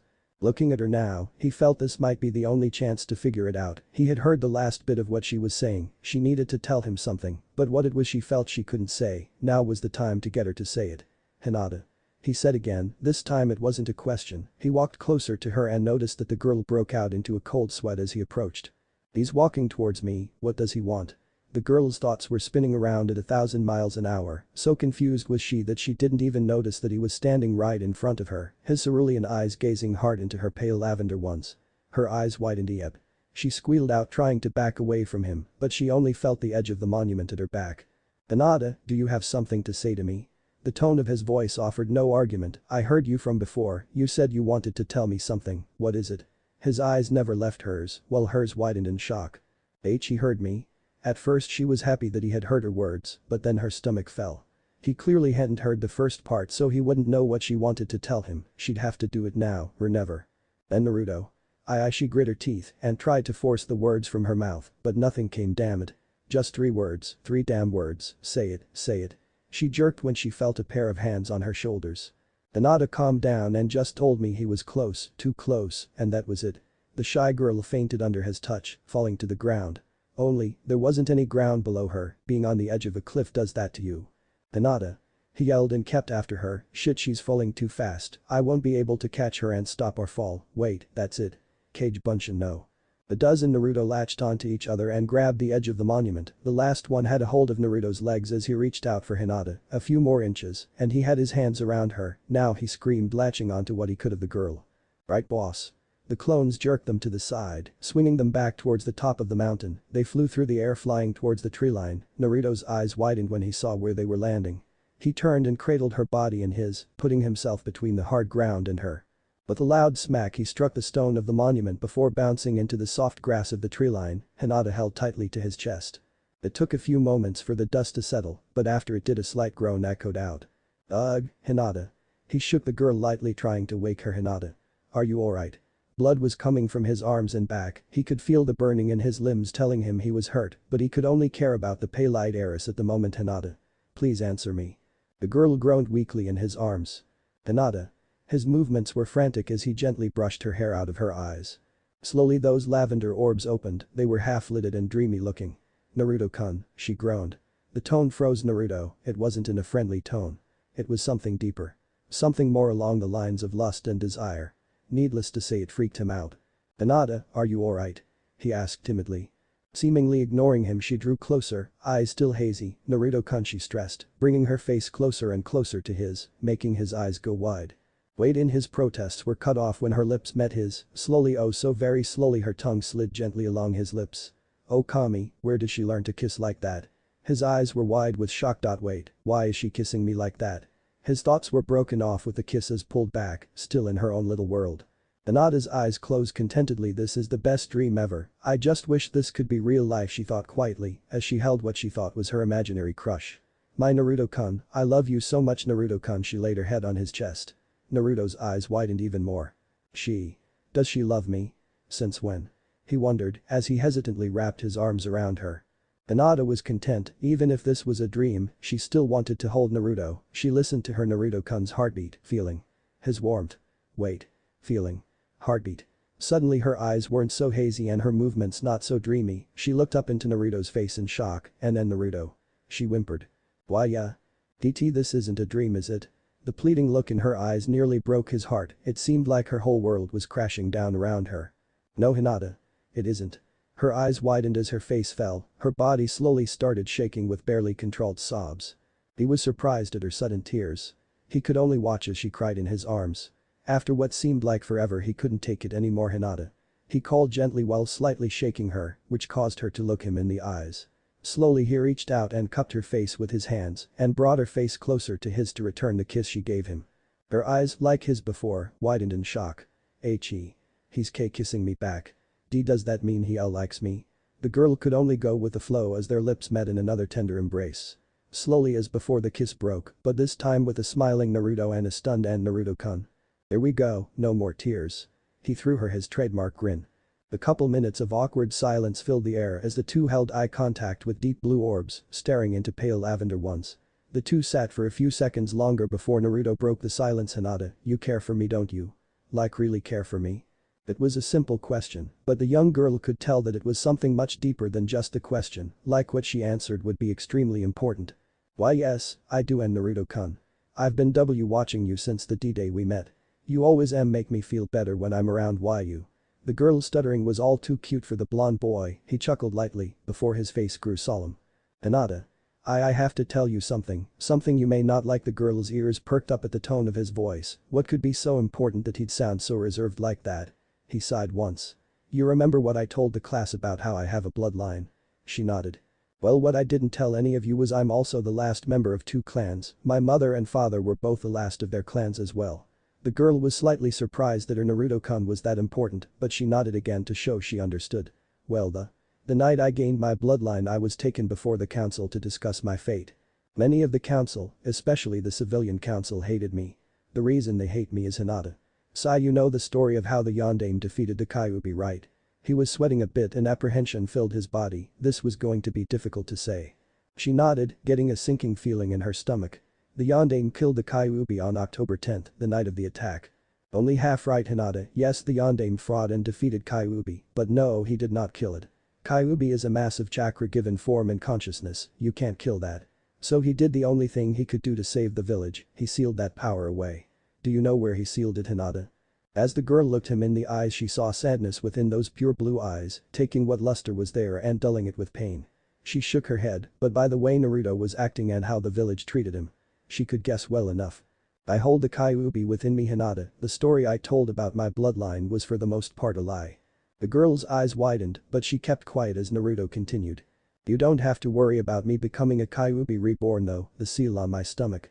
He raised his shirt and channeled a bit of chakra to show her the seal keeps the Kyuubi locked up tight, but that doesn't stop people from hating me, Hinata. He chuckled bitterly. Hell, they were going to put this bluntly, whore me off to those willing. When I reached an age that I was sexually active, they would use me as breeding stock. Hinata's mouth hung open slightly. He looked at her and chuckled again. Yeah, I know, horrible isn't it? Well, thankfully Hokage Jiji thought ahead of time to counter the council's plans, knowing that my blood was now worth more than gold to them. He tried to find the right words but couldn't, so he decided to tell her about Anko. A woman by the name of Anko Mitarashi found me that night when my bloodline activated. She was like me. Hated by the villagers. She was actually going to adopt me that night, but Jiji said that he had already tried that and failed, so he came up with a way for both of us to be together. Hinata's face fell at this, she could tell where this was going. I see you understand, he sighed. Yeah, to keep me away from the council and to allow Anko to care for me, he married us. Anko Mitarashi is actually Anko Uzumaki, we've been married 5 years now. A single tear fell down Hinata's cheek to have her Prince Charming return her affections, only to lose him a moment later. But he sighed, causing the girl to perk up slightly. There was one other thing that was talked about. The Clan Restoration Act. Under the Cross laws I can legally have more than one wife, and that's where this discussion is going. I know it seems shallow of me, but Hinata, if you truly do love me like you say you do and it's not some fangirlish phase, then I'm offering the chance to you. She meant to say something, but he held a hand up to stop her. You don't have to answer me now. If you want we can date or something to see where this goes. I've already talked this over with Anko, and she's entirely cool with me dating multiple women. How she's cool with it, I honestly don't know, but yeah. He snorted a bit in amusement. Hinata looked lost as she thought over what he had said. On the one hand she was glad that she still had a chance with Naruto, but on the other there was just something odd about being one of someone's wives. It just seemed to take the magic out of being married, but again, on the other hand, she was a rather pragmatic girl, and she was also a ninja with a strict set of morals to follow. Being a whiny fangirl lusting after the perfect man and perfect wedding wasn't one of those morals, although it just so happened that the perfect man for her just so happened to be eligible and married. Would that even be the right word for his circumstances? Maybe multi-eligible would be a better description. She rubbed her hands together thoughtfully. I suppose it all comes down to one thing really, can I share? She looked her crush in the eyes, his clear blue eyes reflecting everything back to her. They were full of life, full of love regardless of who he spent time with. He smiled again, this time one of his genuine smiles, not as big but just as infectious. Her heart melted in her chest as she sat there quietly deciding one of the greatest choices in her young life. And Naruto-kun How? How do you feel about all of this? I know what I feel, but what do you feel? She bit her lip nervously. Naruto stared off into the distance for a moment before speaking. Hinata, I had to choose to marry Anko. A child had to decide his future like that. Even after all this time I still feel that dull ache of loneliness. I know I can spend time with Anko and it goes away some, but it's still there. He sighed. I think it's because I didn't have anyone that cared for me in my childhood. He stared off into the distance until I met Anko. I was completely alone except for Jiji and the Ichirakus, and even then they were never as close as they could be. Sure, I knew them and respect them greatly, but they never gave me any love. Sure, there was affection and a lot of caring, but never anything as close as a mother or father's love, or even a lover's love really. So to answer your question. Honestly, I don't know. Anko told me that I have enough room in my heart for more than one person, and I'd like to think that she's right, but again, I don't know. Hinata seemed disheartened by that answer. Then why give me this chance at all? He chuckled lightly. Well, I can't really say, if you want a reason. He scratched his chin thoughtfully. I guess you can say I just felt like it. Her face twisted in confusion. I just felt like it. Yeah Hinata, I don't really know anything about being a husband or father. If that ever comes around. But I do know how to be a friend to someone. If you want to go deeper then we can start out as friends and go from there. That's why I said we should date before we do anything drastic. She stared at her crush for a good long while. It was a difficult decision, one that she had to weigh against everything she knew, but answer she did. I'll do it. And Nani? Naruto's face vaulted from his sitting position. How that's possible, I don't know. He turned back quickly to Hinata to see a warm smile on her face. You'll do what? Date me or marry me? Both. Her smile took up her entire face. Naruto just sweat dropped at the answer. Uok did not see that one coming. She must really like me. Taking a few moments to compose himself he asked. How about we make today a date then? Those were the magic words. Instantly Hinata's eyes lit up and her entire face flushed red. Oh yeah, she really likes me. A shiver went up his spine as Hinata grabbed hold of him. Let's go to Naruto-kun. There wasn't a single stutter in that sentence and she sounded like the happiest person alive at the moment. Another chill went up his spine as she pulled him back down to the village. In a galaxy far far away on a peaceful little planet, we find a small green creature meditating in silence. Slowly it opened its eyes and looked towards the stars in the night sky. A disturbance in the force, I sense. A great evil awoken it has. My problem, it is not. It closed its eyes and resumed its meditation. Naruto-kun. Hinata sang. Ami help me, he cried as a pair of hands grabbed him, dragging him off to another place on their date. Thanks for listening. I do hope you enjoy it. If you want the next part of